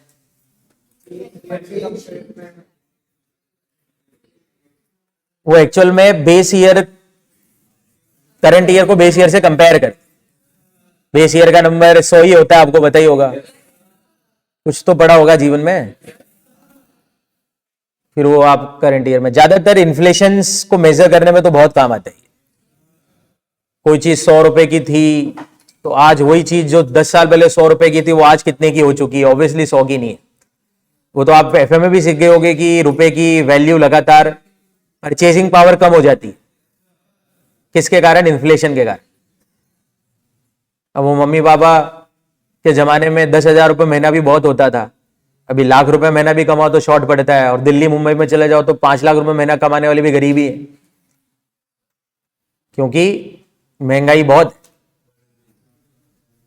तो जो लिविंग कॉस्ट है वो लगातार बढ़ती है। तो भले आप कितना भी कमाओ, आप गरीब इसलिए रह जाते हो क्योंकि महंगाई भी उसी तेजी से बढ़ती है। ठीक है ना, ये सबको पता है। बस इनकम टैक्स वालों ने इसी को आधार बनाकर एक बहुत बड़ा एडवांटेज दिया था लॉन्ग टर्म कैपिटल गेन के अंदर। वो कहते थे कि यार अगर कोई एसेट मैंने आज से 10 साल पहले 10 लाख में खरीदी, 10 साल पहले, और आज मैं उसको 50 लाख में बेच रहा हूं, तो पूरी दुनिया देख रही कि मैंने 40 लाख रुपए की कमाई की। 40 50 माइनस 10, बोलो ना। पर इस 40 लाख को कमाने में मैंने 10 साल भी तो वेस्ट करे ना। इन 10 सालों में महंगाई भी तो कहां से कहां पहुंच गई है। ऑन एन एवरेज महंगाई का इन्फ्लेशन रेट इंडिया में 5-6% तो मिनिमम है। 8% तक महंगाई चली जाती है खाने वाली चीजों की, तो इन्फ्लेशन ऑफ फूड। तो जब इतनी महंगाई बढ़ रही है तो दैट मीन्स तो यार मैं इन्फ्लेशन टर्म में तो 40 लाख का कमा के बैठा हूं यार। दिखने में लग रहा है कि मैंने कितने कमाए, पर अगर इन्फ्लेशन एडजस्टमेंट कमाई देखें तो 40 नहीं है यार, बहुत कम है कमाई। आप टैक्स ले रहे हो 40 लाख पे, यानी कि एक तो मैं 10 साल बैठा रहा, 40 लाख रुपए कमाए, अल्टीमेटली 10 साल में जो 40 लाख की वैल्यू है वो 10 साल पहले वाले 40 लाख से तो काफी कम है। समझ रहे हो। और आप टैक्स भी ले लोगे अब उसके ऊपर, फिर कमाई के ऊपर, तो ये तो सरासर गलत बात है। लॉन्ग टर्म के लिए क्या मजा है, मजा ही नहीं फिर तो। ये तो कोई सरकार ने इसी को मजेदार करने के लिए एक बहुत बड़ा एडवांटेज दिया कि जब मैं शॉर्ट टर्म कैपिटल गेन निकालूंगा तो कॉस्ट माइनस करूंगा। क्या बोला आप, ऐसे बोलो तो। और लॉन्ग टर्म कैपिटल गेन में कौन सी कॉस्ट माइनस करूंगा, index. Index cost inflation adjusted cost है मेरी। बोलिए क्या है। अब अगर इंडेक्स कॉस्ट निकालूंगा तो वो कॉस्ट से ज्यादा आएगी। नहीं समझा। अगर 10 लाख कॉस्ट है तो इंडेक्स कॉस्ट 10 लाख से ज्यादा आएगी काफी, क्योंकि इसमें महंगाई का एडजस्टमेंट है। हाथ खड़े करो। जब ज्यादा आएगी तो माइनस वाला नंबर ज्यादा आएगा, तो टेक्निकली गेन एलटीसीजी कमाऊंगा ज्यादा, यानी कि दिख रहा होगा 40 लाख की कमाई, पर आएगी कम। नहीं समझे अभी आप। मतलब मैं 50 लाख में से 10 माइनस नहीं करूंगा, समझे नहीं ना। 50 में से 10 नहीं घटाऊंगा, इंडेक्स कॉस्ट घटाऊंगा जो कि 10 से, तो ये कम आएगा ना। यानी कि गेन भी इन्फ्लेशन एडजस्टमेंट होके आ जाएगा। ये एडवांटेज मिलेगा लॉन्ग टर्म कैपिटल गेन कमाने। और शॉर्ट टर्म में केवल क्या माइनस करनी है, कॉस्ट। इंडेक्सेशन नहीं होता है, बोलो यार। तो ये एडवांटेज था एलटीसीजी निकालने में, इंडेक्स कॉस्ट का बेनिफिट आ गया। यहां तक कॉस्ट को इंडेक्स कॉस्ट में कन्वर्ट करने के लिए, बेटा क्या बोल रहा हूं मैं, ये कॉस्ट को इंडेक्स कॉस्ट में कन्वर्ट करने के लिए, बोलूं, कॉस्ट को इंडेक्स कॉस्ट में कन्वर्ट करने के लिए इंडेक्स नंबर्स दिए गए थे इनकम टैक्स के द्वारा। क्या दिए गए थे, फुल फॉर्म होती है उसकी cost inflation index number, CII number. बोलिए क्या होती है। ठीक है, ये CII नंबर मुझे दिए गए, और ये CII नंबर के आधार पर मैं क्या कर सकता था, अपनी कॉस्ट को इंडेक्स कॉस्ट में कन्वर्ट कर सकता। तो ये नंबर जो थे, इसका बेस ईयर था 2001 और 2002, जिसका नंबर 100 दिया गया था। कितना दिया गया, 100। और वो 100 को करंट ईयर जो आपका है, जिसकी आप इनकम निकाल रहे हो, दैट इज 24-25, वो नंबर कितना पहुंच चुका है, 363। तो हर ईयर के नंबर है, इन नंबर्स के आधार पर मैं इंडेक्स कॉस्ट निकाल, इनका यूज करके इंडेक्स कॉस्ट निकलेगी। कुछ समझे इस नंबर का मतलब क्या हुआ, कि जो चीज 100 रुपए की थी 1-2 में, आज वही चीज 363 रुपए की, यानी कि 263% महंगाई बढ़ी है। तो अगर कोई चीज मैंने 1 लाख रुपए में खरीदी 2001-2 में, और आज 5 लाख में बेच रहा हूं, तो 4 लाख कमाई दिख रहे होंगे सबको। पर इंडेक्सेशन के हिसाब से देखो तो नहीं है 4 लाख की कमाई, क्योंकि वो 1 लाख की कॉस्ट आज इंडेक्सेशन करके 1 लाख की कॉस्ट 3,63,000 रुपए हो चुकी है। आधे लोग समझ ही नहीं रहे आप। वो 1 लाख की कॉस्ट इंडेक्स कॉस्ट में कन्वर्ट करके 363 हो चुकी है।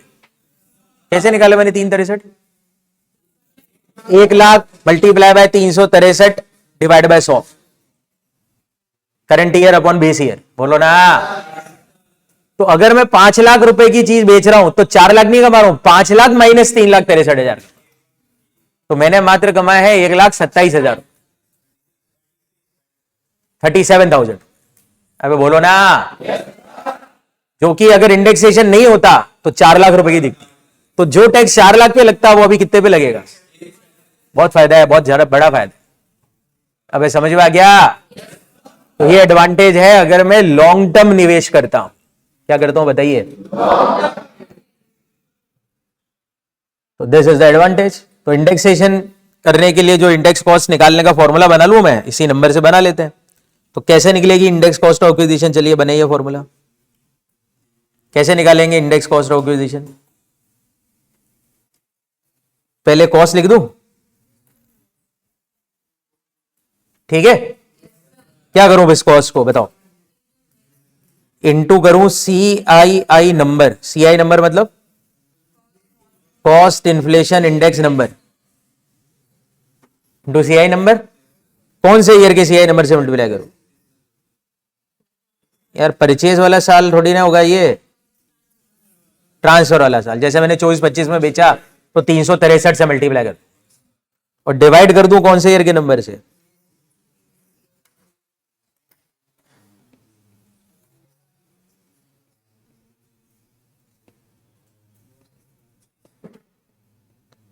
किससे डिवाइड करूंगा बताओ? First held by assessee. पहली बार जब मैंने ये असेट खरीदी, बोल दे तो मेरे को मिली पहली बार जब एसेट मेरे पास आई, तो जैसे मैंने 1-2 में एसेट खरीदी और 24-25 में बेची, तो 24-25 के नंबर से तो करूंगा मल्टीप्लाई और 1-2 के नंबर से क्या करूंगा? डिवाइड।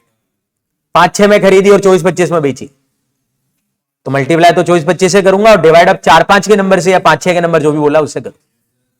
तो सर ये सारे नंबर याद रखने पड़ेंगे? Obviously yes. बिना नंबर याद करे आप इंडेक्सेशन करोगे कैसे? पर इंस्टीट्यूट इतना भी बुरा नहीं है, तो आपको 2 ईयर के नंबर याद रखने हैं। एक तो बेस ईयर 1-2 का नंबर 100 है और एक आपका ईयर 24-25 का नंबर 363 है। बाकी नंबर्स की जरूरत पड़ेगी, मैं नहीं बोल रहा पड़ेगी नहीं पड़ेगी, पर वो क्वेश्चन में गिवन आएंगे, आप उनके हिसाब से फिर वो कैलकुलेशन। आ गया? तो ये ICOA का फॉर्मूला है। अब इसी तरह से एक और बनाते हैं, ICOI कैसे निकाले? फिर पहले कॉस्ट ऑफ इंप्रूवमेंट लिख देंगे, इसको मल्टीप्लाई कर देंगे वही सेम जिस साल एसेट ट्रांसफर करी उस ईयर के नंबर से। बोलो क्या, किसे मल्टीप्लाई? ट्रांसफर करी उस ईयर के नंबर से और डिवाइड कर देंगे। अब जिस साल खरीदी उस ईयर से मत करना, हाँ, CI number of year of improvement. जिस साल इंप्रूवमेंट कराया उस ईयर के नंबर से क्या कर देना? डिवाइड। बस।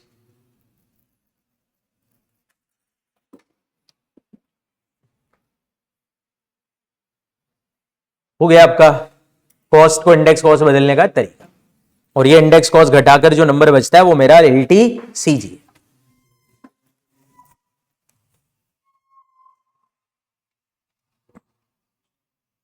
हो गया है?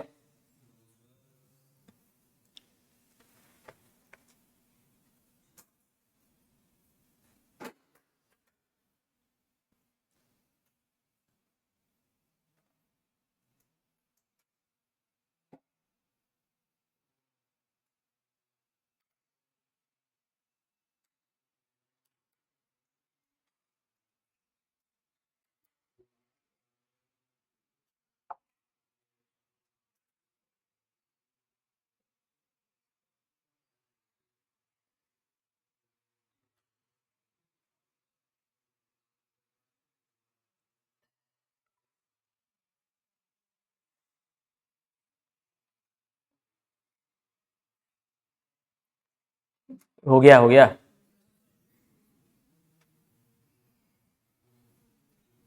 अच्छे खासा जीवन चल रहा था लोगों का,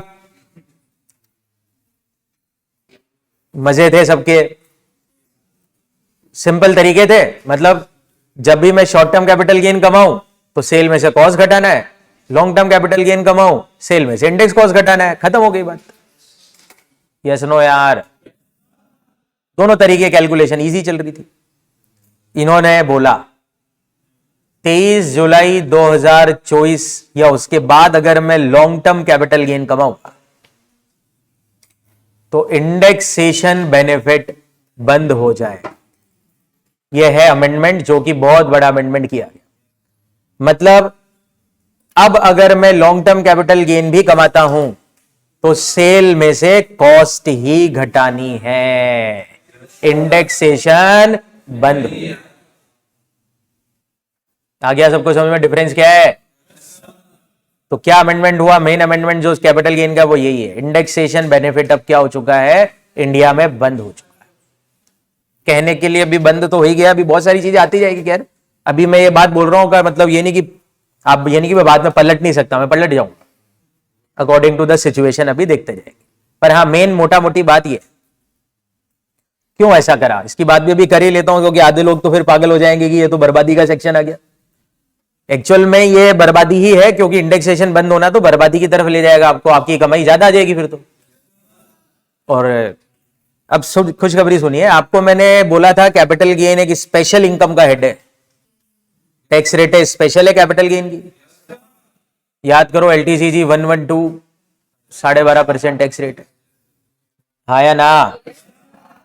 स्टॉक मार्केट वाले की और अलग भी है, वो तो खैर छोड़ दें। अभी एक जनरल 112 की रेट तो आपको बताइए 12.5%। अब देखिए क्या हुआ है, जो हमारी वित्त मंत्री जी हैं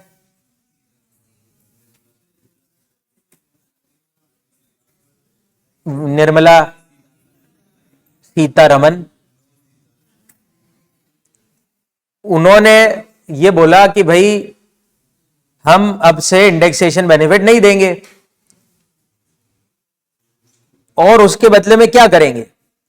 तो जो काम किया है सरकार ने कुछ ऐसा किया है, सरकार ने पहले जो 112 का एलटीसीजी था ना, उसकी टैक्स रेट 20% थी। कितना परसेंट थी? 20%। मतलब मेरे को 20% टैक्स देना था एलटीसीजी पर वो एलटीसीजी इंडेक्सेशन के बाद निकाल रहे। अब उन्होंने मेरे को क्या बोल दिया, इंडेक्सेशन तो बंद कर दो और टैक्स रेट हम इधर से कम कर रहे हैं, आपकी 20% की जगह कितना परसेंट कर रहे हैं, 60।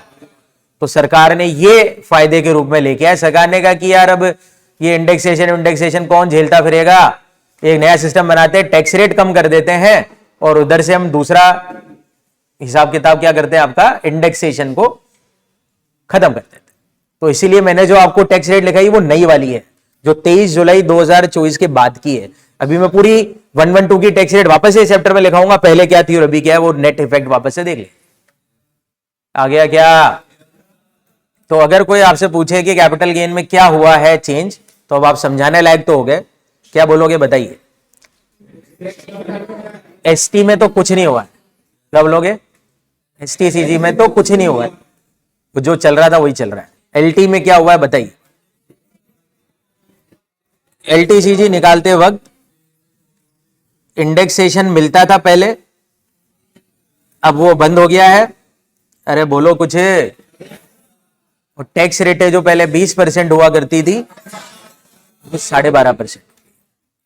ये मोटा मोटी चेंज है, मेजर चेंज इसको मैं बोल सकता हूं। क्या बात समझ में आ गई आपको? पक्का श्योर हो ये? तो अभी के लिए मैं अब आ जाता हूं, किसके ऊपर आ जाऊं? थर्ड फॉर्मूले में आ जाऊं, एलटीसीजी ऑन ट्रांसफर, क्या बोलेंगे, ऑन और आफ्टर 23 जुलाई 24।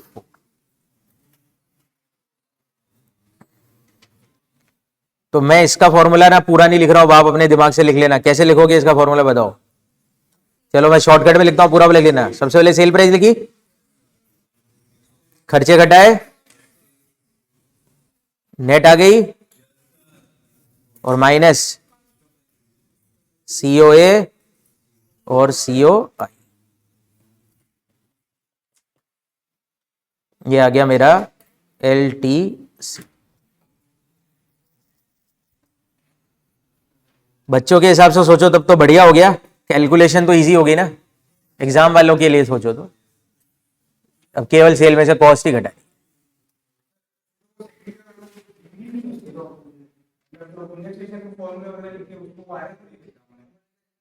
मैं क्या कह रहा हूं 2 दिनों से,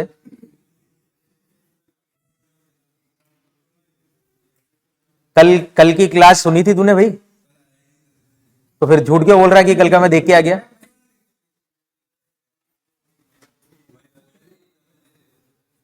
पहले वाला नहीं है तो और पहले वाला देख के आ गया होगा।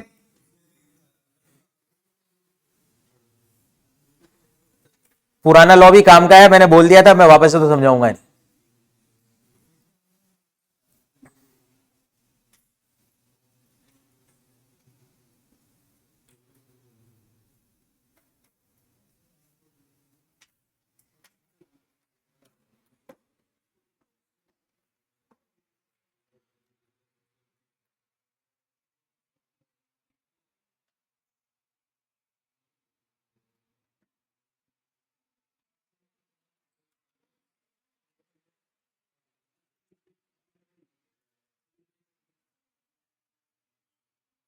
अरे हो गया क्या? तो कंप्यूटेशन के ये तीनों फॉर्मूले मैंने आपके सामने पेश कर दी।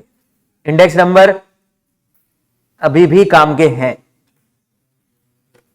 और मैं तो ये कह रहा हूं अगले साल के बच्चों के भी काम आएंगे। अभी क्यों आएंगे, अभी आप समझोगे थोड़ी देर में। अभी ये खत्म नहीं होगा पुराना लॉ इतनी जल्दी। अब क्या हुआ,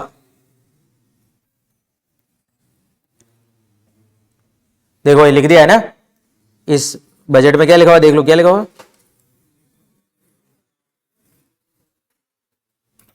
ये तो मैंने समझाया, एक बार बोल भी तो, क्या है लॉ की लैंग्वेज?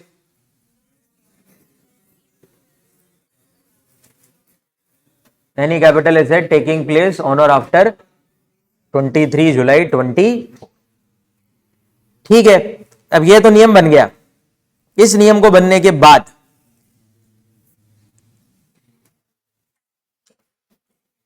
ज्यादातर कैपिटल गेन किसमें कमाते हैं लोगों, बताऊं? जमीनों, जमीन और मकान ही बेचते हैं, और क्या कैपिटल गेन के लिए हमारे पास है क्या बेचने की? तो बहुत ही बड़ी, क्या बोलते हैं, बुरी तरीके से सरकार के खिलाफ ये लोगों ने लेटर वगैरह जो भी डालने थे सरकार के खिलाफ डाले, और बोला कि भाई आपने ये क्या कर दिया, इंडेक्सेशन बेनिफिट बंद कर दिया, भाड़ में गई आपकी टैक्स रेट 12.5%, मैं तो 20% दूंगा, मेरे को तो क्या चाहिए भाई। क्योंकि नेट में ना आप देखोगे 12.5%, भले टैक्स रेट 20 की 12.5 कर दो, पर फिर भी टैक्स इंडेक्सेशन के बाद कम बनता है 20% से। ये कैलकुलेशन आपको मिल जाएगी, मतलब ये आप करोगे तो आपको समझ में आएगी। अब बस इसी चक्कर में ज्यादातर इंडिविजुअल एचयूएफ जो लोग हैं, आम जीवन वोट तो उन्हीं के ही हैं। सरकार ने फिर सोचा कि यार ये वोट देने वाले लोग हमारे खिलाफ नहीं आ जाएं, क्योंकि हमने इनको प्रताड़ित कर दिया, ज्यादातर तो ये जमीन वगैरह बेच के कमाएंगे गेन। तो एक बहुत बड़ा रिलैक्सेशन वापस फिर लेटर ऑन बजट के बाद फिर वापस से एक ऐड किया गया, और उसमें यह बोला गया कि अगर मैं ऐसी लैंड और बिल्डिंग जो 23 जुलाई 24 के पहले खरीद चुका हूं, ध्यान देना क्या बोला मैंने, उनको ट्रांसफर करता हूं 23 जुलाई या 24 या उसके बाद। देखो 23 जुलाई के पहले की खरीदी हुई चीज 23 जुलाई के पहले बेच दी, तब तो वैसे इंडेक्सेशन मिल ही रह रहा है, तो फिर बात ही खत्म, पुराना लॉक गया वो। तो परेशानी कब हुई, मैंने खरीदी तो पुरानी है, अरे पिताजी ने 2002 में खरीदी थी एसेट, और मैं बेच रहा हूं अभी 23 जुलाई 24 के बाद, आज बेच रहा हूं, 23 जुलाई 24 के बाद ही बेच रहा हूं, तो मैं तो इंडेक्सेशन कर ही नहीं पाऊंगा। तो मेरे को एक बड़ा ऑप्शन मिला है भाई, ऑप्शन कि मैं लैंड और बिल्डिंग का जब एलटीसीजी निकालूं तो नए लॉ से भी इनकम निकाल सकता हूं, पुराने लॉ से भी इनकम निकाल सकता हूं, जो मेरे लिए बेनिफिशियल। मतलब नए लॉ से इनकम निकालूंगा तो इंडेक्सेशन के बिना जो इनकम आएगी उसका 12.5% टैक्स बनेगा, और पुराने लॉ से अगर निकालूं तो इंडेक्सेशन के बाद जो इनकम आएगी उसका 20% टैक्स बनेगा। मान लीजिए कि 12.5% टैक्स बन रहा है मेरा 1 लाख, और 20% बन रहा है 70,000, तो मैं 70 दे सकता हूं, आई कैन पे सकता। ऑप्शन है मेरे पास पुराने लॉ को यूज करने का, पर यह केवल एक ही एसेट पे मिला है, that is land and building, बाकी पे नहीं है। वैसे तो अनलिस्टेड शेयर पे भी है ये, पर आपके मॉड्यूल में केवल लैंड और बिल्डिंग पे दिया गया वर्ड, तो मैं बाकी की बात करनी हूं, बाकी एक और पे भी है, वैसे अनलिस्टेड शेयर पे भी है। देखो अब क्या लिख रखा है, लैंग्वेज पढ़ते हैं। A resident individual HUF while computing tax on LTCG on transfer of land और बिल्डिंग हैज द ऑप्शन, दिख रहा है, to take the benefit of indexation in respect of long term capital gain arising on transfer of land or building which is acquired before 23 July 24 and transfer on or after 23 July 20। खरीदी पहले थी, बेची बाद में। अब देखो sir मैंने खरीदी 23 जुलाई 24 के बाद और बेच भी 23 जुलाई 24 के बाद रहा हूं, नए लॉ में आएगा, तेरे को ऑप्शन नहीं है भाई। ये किनको मिला ऑप्शन? पुराने वाले। खरीद के तो पहले की, अब बेच भी बाद में रहा जब नया लॉ आ गया। तो ठीक है, तू नए लॉ से भी टैक्स निकाल सकता है, वैसे तो नए लॉ के टैक्स देना है, पर ऑप्शन देते हैं कि तू पुराने लॉ से भी टैक्स निकाल ले, तेरे लिए बेनिफिशियल है, वो दे देना। आ गया। अकॉर्डिंगली ये आपके सामने है, तो लिख लीजिए भाई, नोट 1 करके लिखिए इसको।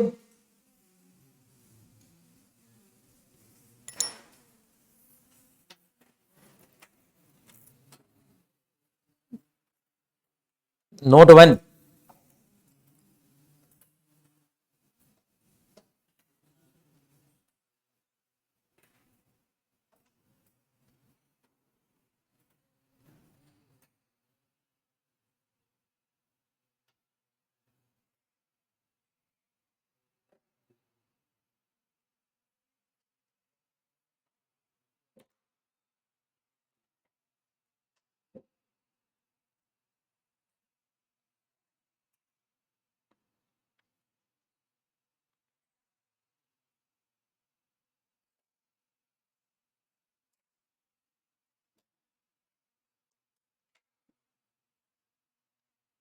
लिख लिया? देख लो, अब इस हेडिंग के नीचे लिखो केवल, और ये भी ऑप्शन किसको मिला है? रेसिडेंट, इंडिविजुअल और एचयूएफ। जैसे कोई कंपनी अगर बेचना चाहे जमीन, तो नए लॉ से ही निकालना उसको, तो ये उसके बाद ऑप्शन नहीं है। Resident, individual, HUF.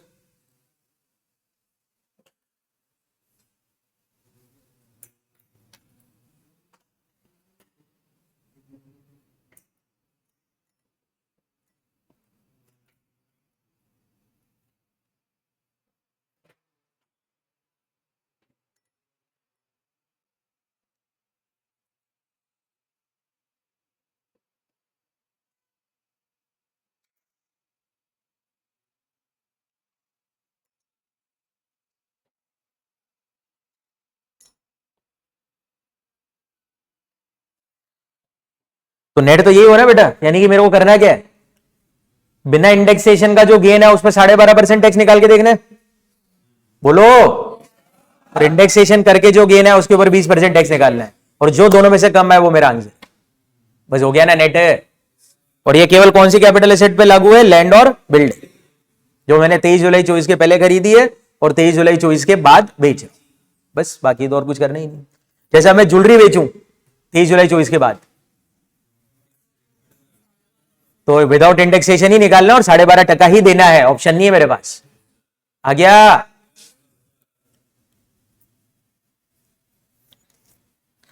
तो जब क्वेश्चन आया था ना, डेट ऑफ ट्रांसफर देख लेना। अगर 23 जुलाई 24 के पहले मैंने एसेट बेची हो, मुंह खोलो और बोलो ना, तो पुराने लॉ से गेन निकालना है, पुराने लॉ की रेट से टैक्स देना है।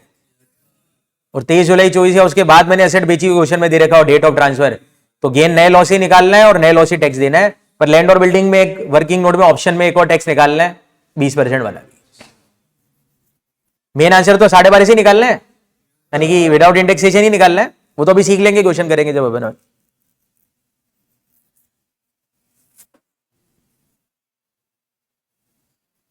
हो गया?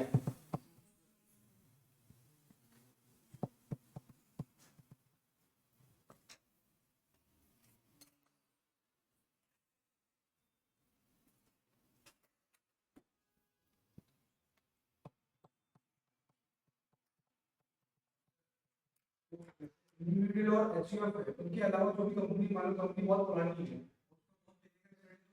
उसी के लिए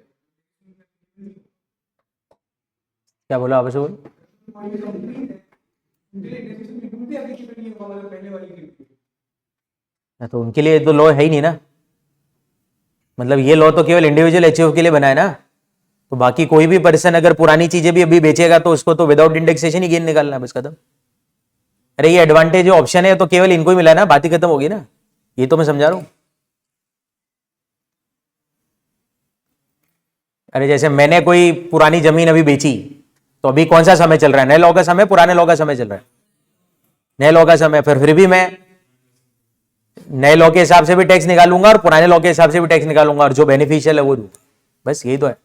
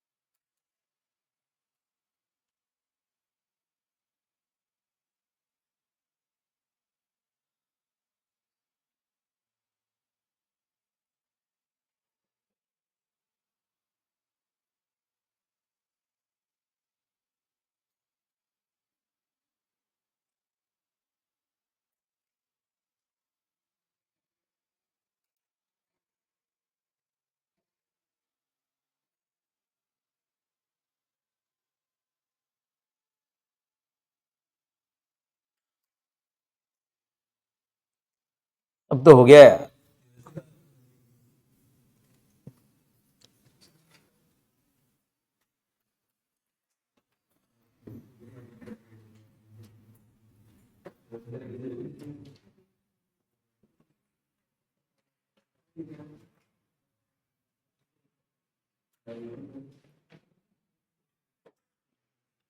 नोट 2 में एक बात आप लिखेंगे, आपको याद है शेयर्स बेचने पे भी कैपिटल गेन होगा, पर शेयर पे कैपिटल गेन तभी होगा जब वो मेरे लिए कैपिटल असेट है। अगर शेयर मेरा स्टॉक इन ट्रेड है तो मेरी फिर कौन सी हेड की इनकम होगी? बीएनपी। स्पेक्यूलेशन बिजनेस कहलाता है, अभी परसों भी बोला था यार। बड़ा इंटरेस्टिंग सा केस है। आपको याद है जब मैं अपनी बीएनपी की इनकम निकाल रहा हूं, शेयर मार्केट वाली बीएनपी की इनकम, तो याद है एक टैक्स का डिडक्शन मिलता है मेरे को बीएनपी में, एसटीटी, और वो कमोडिटी में ट्रेड करो तो सीटीटी। फुल फॉर्म याद है एसटीटी सीटीटी की? क्या एसटीटी? सिक्योरिटी ट्रांजैक्शन टैक्स और कमोडिटी ट्रांजैक्शन। अब ध्यान से सुनो, अगर मान लीजिए मैंने शेयर बाय सेल करे और कैपिटल गेन में इनकम हो रही है, हो सकती है ना? शेयर के बाय सेल से होने वाली इनकम दोनों हेड में जा सकती है। बोल दिया 10 बार, अब मैंने गलती नहीं होनी चाहिए, बीएनपी में भी और कैपिटल गेन। तो मान लीजिए मैंने शेयर बाय सेल करे, कैपिटल गेन की इनकम हो रही है, तो शेयर के बाय सेल पे तो एसटीटी लगनी है।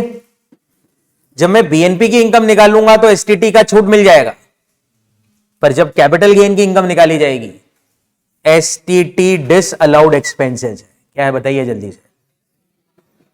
मतलब कैपिटल गेन निकालते समय मैं एसटीटी का कोई डिडक्शन क्लेम नहीं कर सकता। बोलो ये लाइन जल्दी से, तेज बोलो सब। कैपिटल गेन निकालते वक्त एसटीटी का कोई डिडक्शन नहीं, बीएनपी में मिल जाएगा। फर्क है, सेम खर्चे का बीएनपी में डिडक्शन है, कैपिटल गेन में नहीं। क्योंकि कैपिटल गेन में भी देखा जाए तो ट्रांसफर के खर्चे माइनस हो रहे हैं। तो शेयर बेचने पे ब्रोकरेज दी, माइनस करूंगा ट्रांसफर एक्सपेंस, माइनस करूंगा क्या बोल के? Transfer expense. पर शेयर बेचने पे एसटीटी दिया, नहीं कर पाऊंगा माइनस, क्योंकि कैपिटल गेन में एसटीटी डिसअलाउड। आ गया? तो ये आपका पॉइंट नंबर क्या हो गया? ये लिख दो, नोट 2।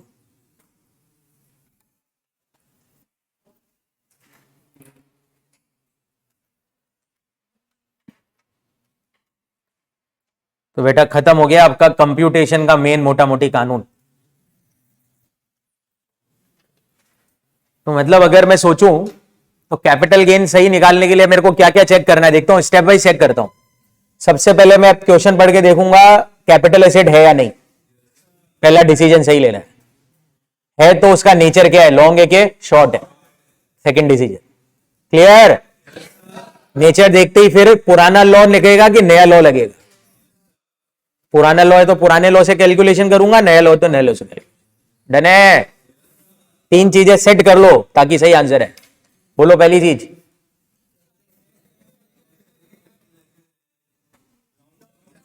नेचर, पुराना लॉ, नया लॉ, और उसके अकॉर्डिंगली कंप्यूटेशन।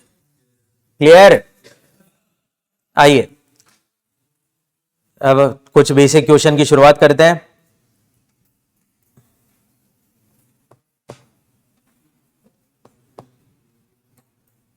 आइए जी, फर्स्ट क्वेश्चन कर रहे हैं सबसे। और हाँ, ईयर को भी देख लेना, कौन से ईयर पे निकाल रहा हूं कैलकुलेशन। तो क्वेश्चन मेरे से पूछ रहा है कैपिटल गेन निकालूंगा AY 25-26 का इन सब केसेस, अगर बनता है तो हर केस में कितना कितना कैपिटल गेन बन रहा है AY 25-26 के दौरान। करूं चालू? सोच लो रे। First point, Ramesh a property dealer sell a commercial plot of land on 1 March 2025 for ₹100 lakh which was acquired by him on 1/8/18 for ₹25 lakh for selling of office constructed therein. He had incurred land development charges of ₹10 lakh on 1/10/24. He incurred ₹50,000 for selling the plot of land. कौन सी income निकालनी है बोलो? कोई compiler मेरे को देखो मत, मैं तो क्या लिख रहा हूं ये कट कर दिया मैंने। लो बोलो, नो कैपिटल गेन मेरा आंसर। अरे भाड़ में कमर्शियल प्रॉपर्टी से क्या काम? मेरा आंसर है no capital gain, first case में आंसर। हाँ भैया, काम क्या है? मैं कौन हूं? प्रॉपर्टी डीलर हूं। प्रॉपर्टी डीलर मतलब मेरा काम क्या है? मकान खरीदना बेचना। तो मेरा काम ही अगर मकान खरीदना बेचना है और मैंने मकान बेच दिया, प्लॉट ऑफ लैंड बेच दिया, तो स्टॉक बेचा है। स्टॉक तो कैपिटल एसेट होता ही नहीं है। जब कैपिटल एसेट होता ही नहीं है तो कैपिटल गेन किस बात का यार? अब इसलिए तो मैंने बोला पहला डिसीजन क्या है, कैपिटल एसेट भी बेची कि नहीं बेची, फिर निकालूंगा ना गेन। तो बैठते पहले क्या कूद पड़ोगे क्या मैदान में? गेन निकालने बैठ जाओगे क्या? नहीं निकालेंगे। नो कैपिटल गेन आंसर है इसका। Logic clear? लॉजिक बताओ वापस। Transfer property is not CA। बोलो वापस से। अगली चीज आइए, mister Roy sell is personal motor car. ये काटो, क्या पढ़ने की जरूरत है? पर्सनल मोटर कार तो पर्सनल इफेक्ट हो गया, तो पर्सनल इफेक्ट भी कैपिटल एसेट नहीं होगा। इसका भी जवाब है नो कैपिटल गेन। अबे मूर्खो बोलो, कैलकुलेशन तो बाद में करूंगा भाई, कैलकुलेशन तो करूंगा जब कहे। अगली चीज, Pawan sale residential house, personal residential house on 1/4/25 for 86,70,000 which was acquired by him on 1/10/8 for ₹30 lakh. Transfer के खर्चे हुए 70,000। अब यहां पे देखो कैपिटल एसेट तो है यार, कैपिटल एसेट है। Personal residential house capital asset है, इमूवेबल, पर फिर भी मैं तो काट रहा हूं। लो बोलो, मैंने तो काट दिया। अब कारण बढ़ाओ, अब क्यों काटा?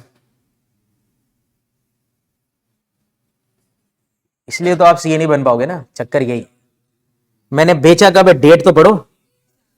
1/4/2025 मतलब कौन से PY में ट्रांसफर है? अगर ट्रांसफर 25-26 PY में करी तो टैक्स तो AY 26-27 में बनेगा। और मेरे को कौन से ईयर के इनकम पूछ रहा है? तो मेरा जवाब है AY 25-26 में नो कैपिटल। अब इसका रीजन ये नहीं कि कैपिटल एसेट नहीं है, इसका रीजन क्या है? इसका कैपिटल गेन तो AY 26-27 में टैक्सेबल। बोलो क्या है आंसर? यार फिर बोल ही नहीं रहे हो, फिर पागलबंदी एग्जाम में जाके कर दोगे अपनी। बोलो पहले के कट का रीजन, पहले कट का reason not a capital asset, दूसरा भी नॉट ए कैपिटल एसेट, तीसरा capital asset but taxable in AY 26-27। बोलो वापस है क्या? कैपिटल एसेट तो है पर टैक्सेबल इन AY 26-27। तो अभी माफ करो, ईयर भी देख लेना ना, जिस ईयर की इनकम निकालनी उस ईयर में ट्रांसफर भी दो एसेट।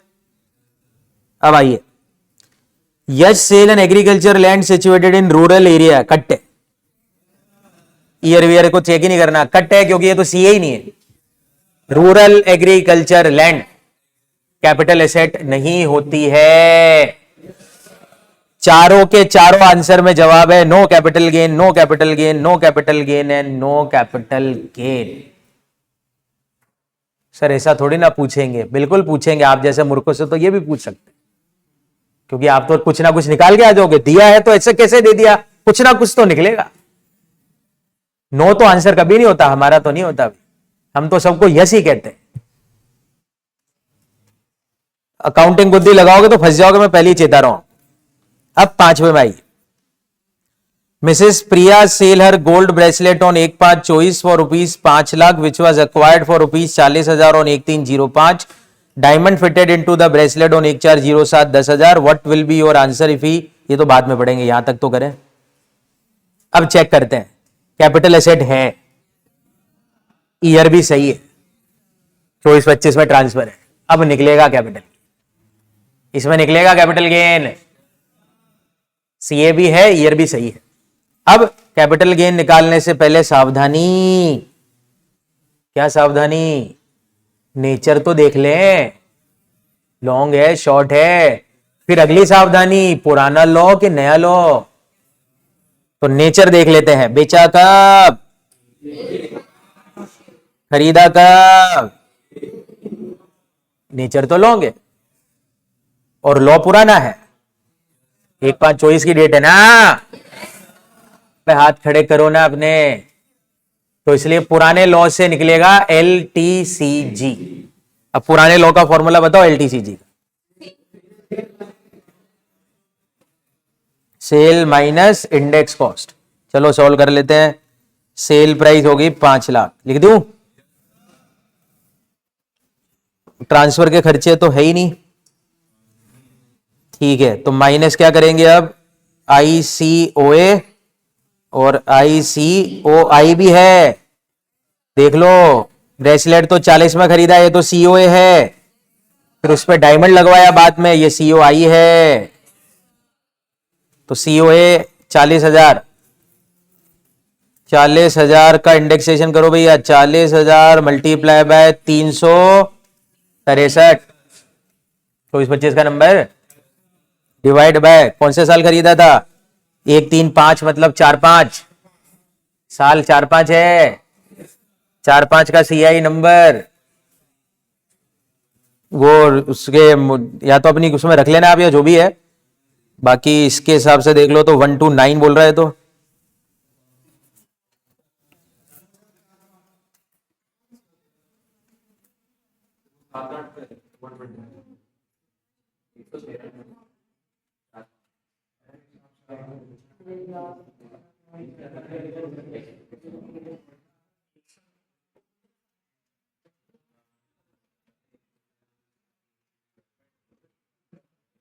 तो मतलब एक एक चीज माइनस नहीं हो रही है आंसर में ना, तो ICOA अपन निकाल लेते हैं अभी, कितना था, 40 इंटू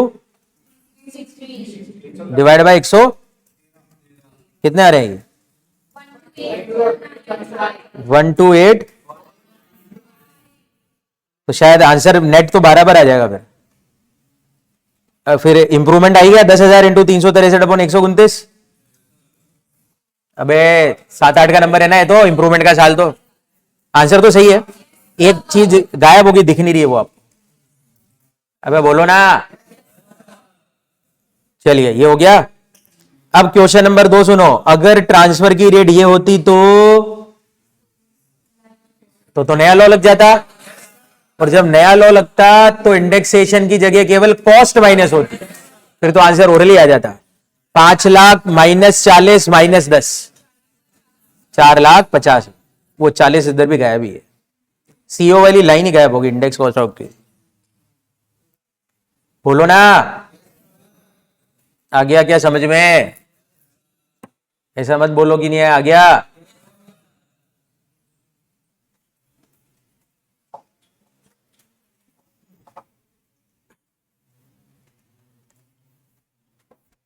चलो जी, लास्ट वाला तो अभी होगा नहीं, क्योंकि ये तो कानून ही नहीं पढ़ा है मैंने, तो बाकी सब तो ये हो गया।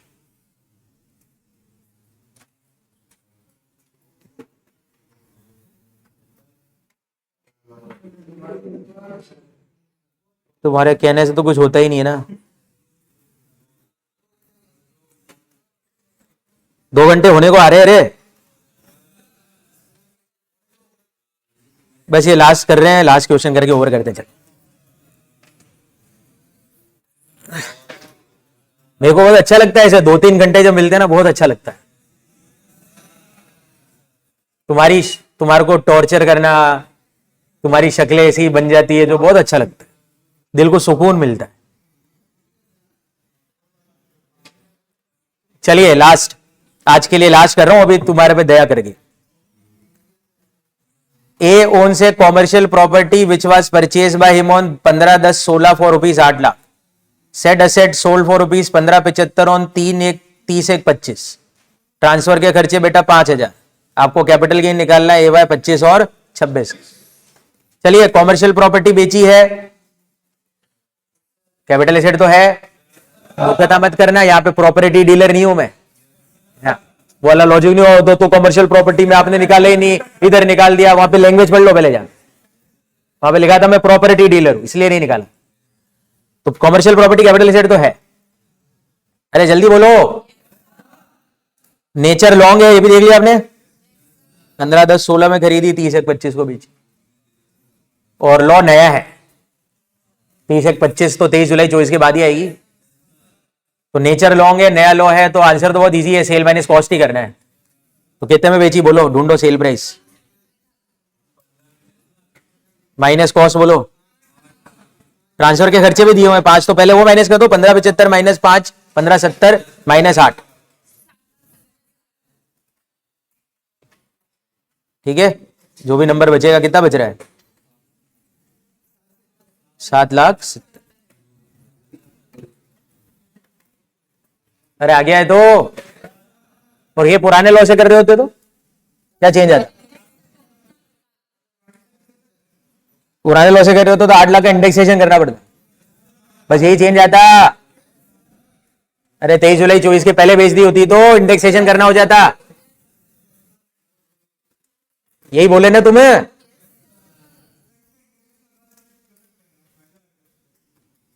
हाँ ये अब अच्छी बात है, सुन लो। फायदा रहेगा नहीं रहेगा, देखो यहाँ पे अपने को होशियारी नहीं मारनी। अपने को केवल क्या पूछा, गेन बताओ, तो गेन हमेशा नए लॉ से निकाल के छोड़ देगी।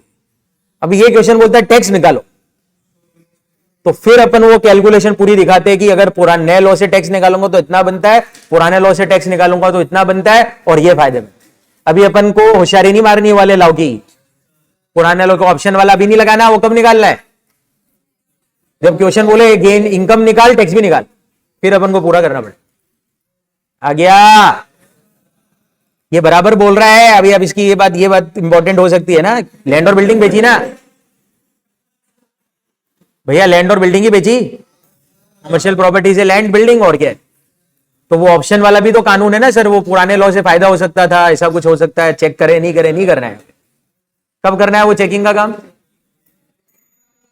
अब जब जैसे टैक्स निकालना बोलते हैं ना, तो ये निकालकर फिर एक वर्किंग नोट बनाता, फिर उस वर्किंग नोट में पुराने लॉ की इनकम निकालता, फिर उसका टैक्स निकाल के फिर अपना राय देता कि क्या है ऐसा। वो आएंगे सब क्वेश्चन बाद में, जैसे आगे बढ़ेंगे। ऐसा